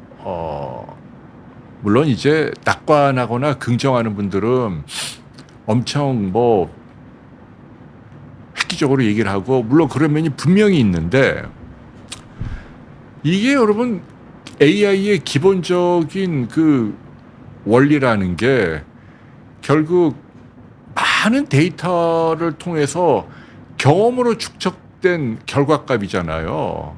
그죠? 그러니까 오류가 있어요. 오류를 아주 그럴듯하게 뻔뻔하게 막 얘기를 하거든요. AI가. 그런 거 많이 느껴요, 저는. 그러니까 어떤 분야를 잘 모르는 사람이 AI에 맡기면 그럴듯하게 뭐가 나오는데 그 분야에 좀 정통한 대가들이 볼 때는 얘는 왜 이런 대답을 하지? 이런 게 아직도 나온다는 얘기예요. 그래서 요즘은 이제 AI가 그 구체적인 검사 수치가 들어가는 해석은 안 해줍니다. 여러분도 한번 들어가 보면 해보. 옛날에는 요즘 안 해주더라고요. 뭐 그게 소송 때문인지. 그러니까 자율주행 같은 것도 보면은 이게 아직도 쉽게 잘 안 되는 이유가 물론 뭐 하는 데 많지만 미국이나 중국은 이게 근데 이제 우리 생각처럼 대규모로 확산이 안 되는 이유가 이게 0.001%라도 사람 운전자면은 일어날 수 없는 사고가 난다는 거야, 아직까지. 근데 그렇게 나면 죽으니까, 사람이 죽으니까 요 오류가 개선되는 게 쉬운 게 아니란 얘기죠. 그리고 아직까지는 AI가 기존의 데이터를 조합을 해서 뭐 추론을 흉내낸 거는 가능한데, 근데 여전히 오류가 많기 때문에 데이터 프로그래밍도 잘하는 사람들이 다시 결국 검수를 해야 된다는 거 아닙니까? 그러니까 뭐 B급을 대신할 수는 있지만 A급을 대신하기에는 A급이 한 번 더 AI가 만든 B급을 한 번 더 모니터를 해야 한다는 거. 이거는 여전하고. 그리고 여전히 AI가 과연 크리에이티브한, 예컨대 뭐 의학의 데이터를 쌓아놓으면 AI가 스스로 뭐 강인공지능이라 그러죠. 어드밴스 됐다는 그런 것처럼 정말로 사이언스나 네이처에 나오는 이제까지 세상에 없었던 뭐 창조적인 어떤 연구 결과를 AI가 예언할 수 있냐? 저는 회의적. 우리 당대에는 그렇게 뭐 AI 뭐 많이 얘기하는데 많은 변형은 일어나지만 여전히 최정상의 전문가들이 이렇게 걸러줘야 하는 이런 것들이 여전히 있을 거고, 우리 당대에는 저희 비욘디가 문 닫을 일은 없을 것 같은데요. 대가의 통찰이라는 게 그러니까 바다나는 님도 뭐 3번씩이나 찍는 건 저는 이해가 안 가요. 동맹류를 뭘 3번씩이나 찍어요. 참 하여튼 아휴.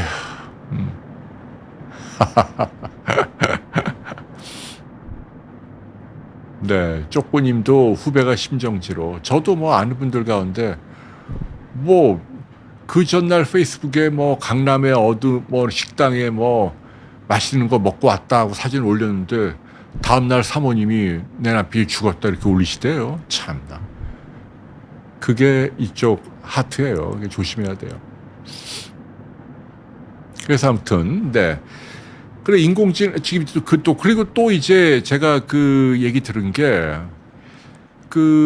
이게 지금 골치 아파요. 지금은 영상의학과가 발전해서 이게 뭐 뇌라든지 심장이라든지 혈관이 이렇게 뭐 혈전으로 막히면 뭐 이런데 도관으로 이제 집어넣어서 이렇게 혈전 용해제를 쏘거나 막힌 걸 물리적으로 끄집어내거든요. 이렇게 막힌 게 이게 피떡이 막 튀어나와요, 이렇게. 근데 이게 지금 이분이 모 시립병원에서 일을 했는데 장비가 엄청난 장비가 2대나 있대요. 나라 예산으로 산 거예요. 이제 중환자실에서 중풍으로 뇌혈관이 막혀서 온 사람들 CT 이렇게 조영기에 쏴서 보면서 그 부위에 도관 내서 끄집어내고 녹이고 하는 장비예요. 그러니까 뭐 이제 응급 장비죠. 이제 그거는 이제 죽을 사람을 살리는 거니까. 옛날엔 그런 거 못했는데 지금 그걸 하니까 옛날엔 기껏해야 이제 여기 녹이는 약을 뭐 정맥으로 주사하고 녹으면 다행이고 안 녹으면 그냥 죽거나 뭐 이런 건데, 지금은 직접 이걸 넣어서 이렇게 뭐 끄집어내니까 의학이 많이 발전했는데, 문제는 자기가 보니까 장비가 너무 좋은 게 2대나 있어갖고 자기가 부임을 해갖고 이거를 하루에 환자를 뭐 5-6명을 시술을 했대요. 그랬더니 병원 관계자가 자기를 찾아오더라는 거예요. 노조에서 온 겁니다. 선생님 이러시면 곤란하다는 거예요. 왜 곤란합니까? 아니 너 때문에 너가 의협심을 발휘해서 막 밀려오는 환자 다 시술하니까 간호사들이나 병원 인력들도 다 끌려가서 밤에도 일해야 되고 아침에도 일찍 나와야 되고 일이 너무 많아진다는 거예요. 그러니까 너 혼자 제발 그러지 말라. 야, 여러분 이게 느낌이 오죠. 이게 여러분 공공의료의 실상입니다. 미안한 얘기인데 네 것도 아니고 내 것도 아니고 아무도 감독하지 않고, 그러면 어느 조직이든 그렇게 망가질 수밖에 없는 거예요. 비싼 장비 사놓고 하루에 한 케이스도 시술 안 한다는 거예요. 딱 정해진 시간에만 뭐 오는 환자 뭐 아니면 다 딴 데로 보내고. 그래서 제 얘기는 그분은 또 의사인데도 민주당 지지자더라고요. 저 정치 얘기는 안 하니까 오해하지. 근데도 그분이 또 민주당의 그 공공의료 정책은 엄청 반대하더라고요. 자기가 막상 경험해 보니까 이건 아니더라. 뭐 이렇게 얘기하시더라고요. 아니, 그래서 제 얘기는, 이렇게, 여기까지 할까? 예, 또 들은 얘기인데요. 여러분, 그 키트루다라는 약 아시죠? 이게 이제 면역 항암제 지금 제일 많이 쓰는 약이에요. 그래갖고 유전자 타입이 맞는 뭐 폐암을 비롯한 난치성 환자들 4기암도 치료를 시킵니다. 딱 타입만 맞으면. 이제 안 맞으면 할 수 없지만. 그래갖고 어쨌거나 뭐 저 김한길 씨도 말기 폐암으로 수술하다 도로 닫았다가 이 키트루다로 지금 7, 8년째 살고 계시잖아요. 지미 카터도 뇌종양이 있었는데 이 키트루다로 근 10년 가까이 생존했고 안 죽고 정말 기적의 약이고 이걸로 노벨상도 나왔고. 근데 요 약이 최근 판매량이 우리나라에서 30%가 줄었대요. 요건 이제 정통한 아직 어디에도 언론에도 안 나온 얘기인데 우리 저 비욘디 홍씨 여러분께 처음으로 제가 공개합니다. 이 선생님은 또 아주 정통한 루트를 통해서 그 루트는 제가 밝히기는 어렵고. 근데 그리고 왜 줄었냐? 암 환자가 줄었냐? 그건 아니라는 거예요. 암 환자는 오히려 늘면 늘었지 줄지 않았다. 그러면 왜 가장 많이 써야 하는 면역 항암제 키트루다가 우리나라에서 30%나 줄었냐? 이유는 의사가 처방을 안 낸다. 그럼 왜 안 내냐? 내면 병원도 돈 벌고 주는데 왜 안 내냐? 필수 진료가 망가졌다는 거예요. 지금은 중환자실은 물론이고 주요 대학병원 뭐 종양내과나 내과의 교수들도 다 문 닫고 로컬로 다 나온다는 거예요. 꼴 보기 싫대요. 대학 교수들이 그런데. 그냥 꼴 보기 싫대. 세상에 꼴 보기 싫다. 정부도 꼴 보기 싫고 시민단체, 판사, 언론, 심지어는 레지던트들도 얘네들은 내 제자가 아니야 뭐 이런다는 거 아닙니까? 막 대들고 너무 권리의식이 투철하니까 도제 같은 느낌이 안 드는데 노동자처럼 가르칠 의욕이 안 나니까 이제 그래갖고 그러니까 모든 병원이 지금 어떻게 되어 있냐면은 다 눈 가리고 아웅이라니. 중환자실, 응급실, 심지어는 필수 진료도 쉬쉬쉬쉬하고 옛날 같으면 적극적으로 이거 이렇게 해야지. 어디 보내고 어떤 시술하고 어떤 약 쓰고 하는데 이거 와 이거 안 되겠는데 뭐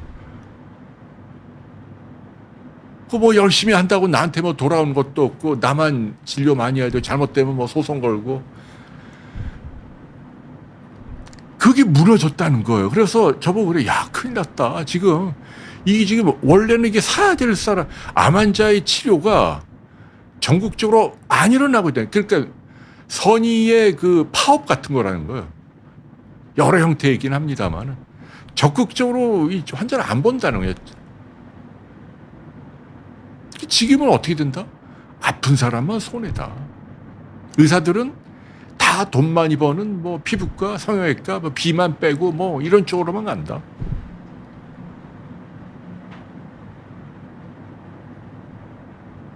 지금 뭐 법조도 뭐 피해자만 손해라면서요. 가해자는 뭐 정관예우 뭐 이렇게.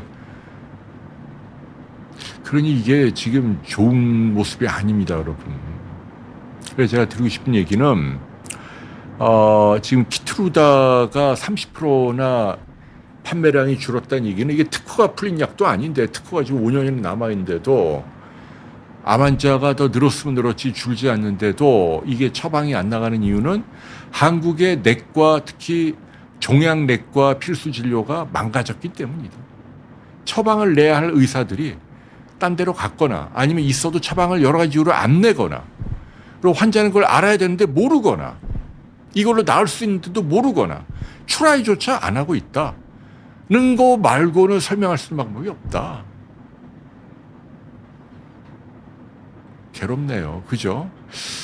근데 의사들에게도 저는 하고 싶은 얘기가 아무리 세상이 그래도 자기 할 일은 좀 해야 되는데 이게 지금 이제 당신이 뭔데 나한테 뭐 그런 걸 하라고 그래? 지금 다 이런 거예요. 내가 뭐 내 직업의 선택의 자유고 내가 개업해서 내가 암 환자 안 보겠다는데 너가 왜 그래? 뭐 지금 이거 어디부터 풀어가야 되죠, 여러분? 해바라기 님도 지금 두드러기 같은 질병 치료하는 데가 없다는 얘기입니다. 싫어해요, 의사들이. 돈도 안 되고 힘들기만 하고. 그러면 돈 없고 힘든 환자는 그럼 어디로 가냔 말이에요. 아이, 참, 이거 어떻게 해야 됩니까, 진짜, 이거. 아, 참. 의사들도 좀 반성을 해야 되고, 아무리 세태가 그래도, 아니, 처방에서 나을 사람, 중환자실, 뭐, 응급실. 그러니까 물론 이제 의사들은 또 그런 얘기예요. 세부 전문의가 없으면 판사가 뭐 징역을 살린다. 얼마 전에 뭐, 예를 들어 응급실에 뭐 소아경련 환자가 왔는데, 그 대학병원 응급실에 소아신경과 의사가 백업, 배후에 없었다. 그러니까 그런 환자는 와도 치료를 못 해주니까 딴 데로 보냈다. 거부하고 몇 군데 돌다가 죽었거든요. 그러니까 이제 다 징역 살고 뭐 그랬다는 건데.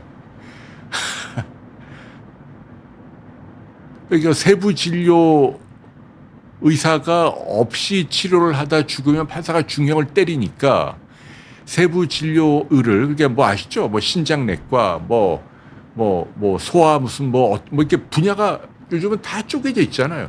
세부 전문의가 없는데 응급으로 환자를 치료하다 뭐 잘못되면 네 잘못도 있다 해서 뭐 몇 억 때리고 뭐 이랬다는 거예요. 그러니까 의사들이 그 판결을 계기로 우리 세부 진료에 없어요. 경련 환자네, 청소년이네, 우리 소아신경과 전문의가 이 백업 병동이 없고 뭐 온콜도 없어요. 딴 데 가세요. 이렇게 대학병원을 돌다가 죽었다는 거예요. 세부 전문의가 없어도 의사면은 기본으로 뭐 해야 되는 게 좀 있잖아요. 뭐 항정간제를 주든지 뭐 하든 해야 되는데 그것도 안 한다는 거예요. 의사는 야, 세상이 그런데 그래 놓고 왜 나보고 뭐라 그래. 나 감옥 가기 싫어. 근데 내가 왜 잘못이야? 라고 또 항변을 해요. 근데 당하는 사람 입장에서는 야, 아무리 그래도 세부 전공이 아니라 하더라도 ABC는 해줘야 될 거 아니야. 왜 딴 데로 보내? 둘 다 일리가 있지만 후자가 더 중요하죠. 왜냐하면 여기는 내 자식이 죽는데. 그래서 여러분 이걸 진짜, 그래서 제가 이제 여러분께 드리는 얘기는 저한테도 전화가 참 많이 와요. 홍 박사님 뭐 이래갖고 뭐 이런데 어떻게 도와주십시오 하면 이제 저도 법에 어긋나지 않는 범위 내에서 이제 부탁은 해요. 저도 사람이니까. 뭐 제 동창이나 후배나 선배한테 뭐 이제 지인인데 이렇다는데 뭐 말씀 한 마디라도 뭐 이런 정도죠. 뭐 이런 사람을 뭐 딴 사람이 기다리고 있는데 백으로 넣고 요즘 그랬다는 저도 감옥 가고 큰일 나요. 근데 요는 세상이 그 법전이나 그 ABC 조밀하게 물론 제도적으로 다 해놓은 것도 있지만 그게 없어도 그 동시대에 사람 사는 사회의 인정이나 의리라는 게 있잖아요. 만일 내가 의사인데 응급실인데 뭐 소아 경련 환자가 왔다. 내가 소아신경과로 그 분야의 전문가는 아니지만 얘는 내버려두면 딴 데 가다가 잘못하면 큰일 나겠네. 그러면 일단 내가 그래도 면허가 있는 사람인데 또 응급의학 전문이면 붙잡아 놓고 뭐라도 해야죠. 경련 뭐 줄여주는 약이나 뭐 검사도 하고 정맥도 놓고 또 뭘 해야 되나. 아무튼 뭐 필요하면 뭐 기관 삽관도 하고 뭐 아무튼 뭐 루트를 확보하고 뭐 이런 건 해야 되는 거 아니에요. 그러다 잘못되면은 뭐 안 좋을 수도 있지만 그래도 지금 눈앞에서 이 사람이 이래 가는데 그냥 사회 탓만 하고 다 돌려보내는 게 옳은가? 저는 잘 모르겠어요. 지금 다 그렇게 가잖아요. 다 너도 나도 다 만인 대 만인의 투쟁으로 나의 이익만을 위해서 조금 더 손해를 안 보려고 하잖아요.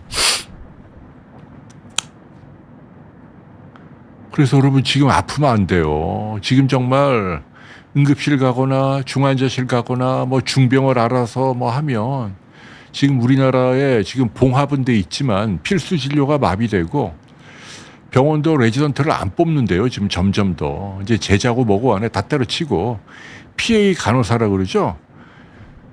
전문 의사를 보조하는 이제 그분들만 양성해서 이제 몇십 년 같이 데리고 다니는 게 의사도 편하다는 거예요. 대학 교수들도. 그러면 뭐가 문제냐? 그러면은 그 의사들이 다 죽고 나면 그 다음에 누가 뭐 암 수술을 해요? 후학을 길러야 될 거 아니에요. 야, 참 골치 아픕니다, 여러분. 그래서 의료 개혁이 저는 필요하다고 봅니다. 근데 이 개혁이 어떤 식으로 가야 되냐면, 지금 어쨌거나 그 의료 수요가 급증하고 있는 건 사실이니까 의사협회도 대승적으로 의사 숫자를 좀 늘리는 거 찬성을 해야 합니다. 옛날 뭐 정부처럼 왕창 늘리고 이렇지는 못하더라도. 그리고 필수 진료 쪽에 대해서 의사 스스로 좀 필수 진료를 자원해서 갈 수 있는 그런 그 제도적인 뭐 아니면은 뭐 정서적인 다독거림 뭐 캠페인이라도 교육이라도 필수 진료의 보람 앞으로 좋아질 대우 그리고 정부는 수가 더 올려줘야 되고요. 방법이 없잖아요. 그리고 소송에 대해서 공적 부조를 더 강화하고 형사처벌 같은 건 하지 말고 판사님들은 제발 자기 혼자 소영주의로 뭐 이렇게 이 사람이 불쌍하니까 얘 감옥 보내야 돼 뭐 이런 거 하지 말아요 제발. 그런 것 때문에 숲이 망가지는 거예요. 나무 하나 뭐 고치려고 하다가.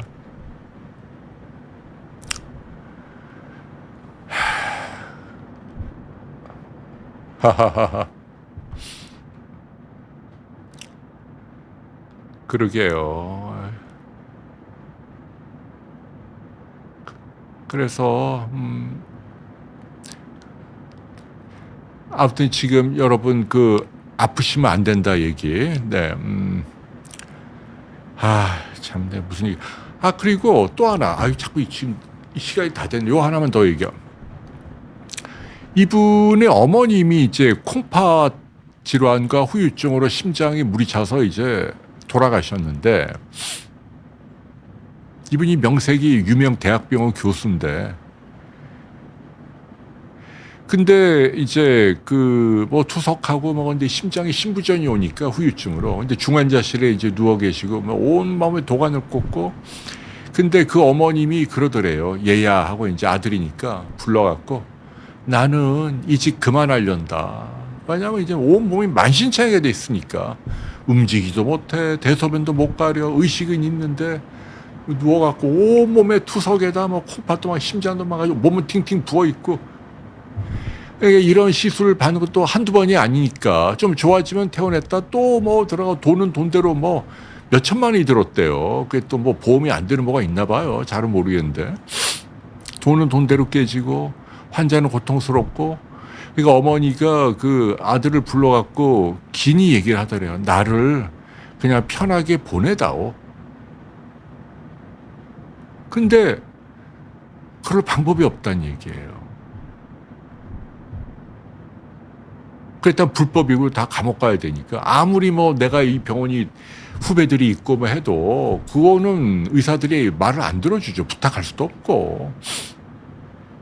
그래서 이제 나온 이야기가 그 파렌테럴 뉴트리션이라고 그러죠. 경구 투여, 혈관 투여라고 그러죠. 오랄이 아니고. 그러니까 이렇게 못 움직이는 중환자들은 이제 영양분을 링거를 통해서 뭐 포도당이나 아미노산이나 뭐 영양소가 들어가잖아요. 전해질 들어간 거. 근데 이거를 연명치료 중단에 넣어야 한다라는 게 이분 주장이에요. 근데 저는 그 이야기를 듣고 나니까 고개를 끄덕이게 되더라고요. 일종의 그게 자발적인 곡기를 끊는 거하고 똑같은 거거든요. 이게 왜 중요하냐면 지금 연명치료 중단은 투석 안 하고 항암제 안 맞고 뭐 인공호흡 안 하고 뭐 심장 마사지 안 하고 이런 거예요. 근데 그걸 안 해도 말기 환자들은 이 혈관으로 영양분만 들어오면 몇 달이고 중환자실에서 이게 백업되면은 의미 없이 누워있게 되거든요. 근데 그게 싫다는 거예요. 그러니까 연명치료 항목에, 중단 항목에 정맥주사로 포도당이나 영양제를 주는 것도 환자나 보호자가 나는 싫다. 이렇게 해도 연명하기 싫다. 고 한다면 그걸 존중해 주는 거를 넣어야 하지 않느냐. 라고 하는데 저는 고개를 끄덕인다는 얘기입니다. 이제 뭐 독극물을 써갖고 뭐 네덜란드나 뭐 이런 데서 하는 것처럼 적극적인 안락사는 좀 너무 지금 정서상 심하니까 그건 못한다 하더라도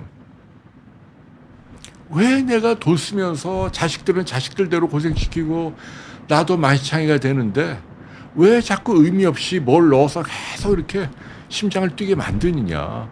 차라리 영양제라도 주지 말라. 그러면 조용히 잠자듯이. 왜냐하면 이제 글루코스가 포도당이 공급이 안 되면 의욕이 떨어지니까 잠자듯이 죽는단 말이에요. 그렇게 하겠다라는 건데. 그래서 의지가 강한 분들은 그렇게 죽어요. 병원에 안 가고 자발적으로 음식을 안 먹어요. 또 그런 캠페인도 있고 스탑 이팅이라고 그러죠. 발런터리 드링킹. 먹고 마시는 걸 안 하면 처음에 한 하루 이틀은 좀 힘들대요. 살짝. 근데 그게 그 기간만 넘어가면 고통도 없고 편안하다 그러더라고요. 그러면서 이렇게 여러분 오늘 좀 징그러운 얘기라 죄송한데 제 얘기는 뭐냐면 이게 대학병원에서 이제 정년을 앞둔 원로 교수를 지낸 사람이 자기 부모를 보내고 나서 진지하게 저한테 그런 얘기를 하더라고요. 근데 저는 와닿더란 얘기예요. 그래.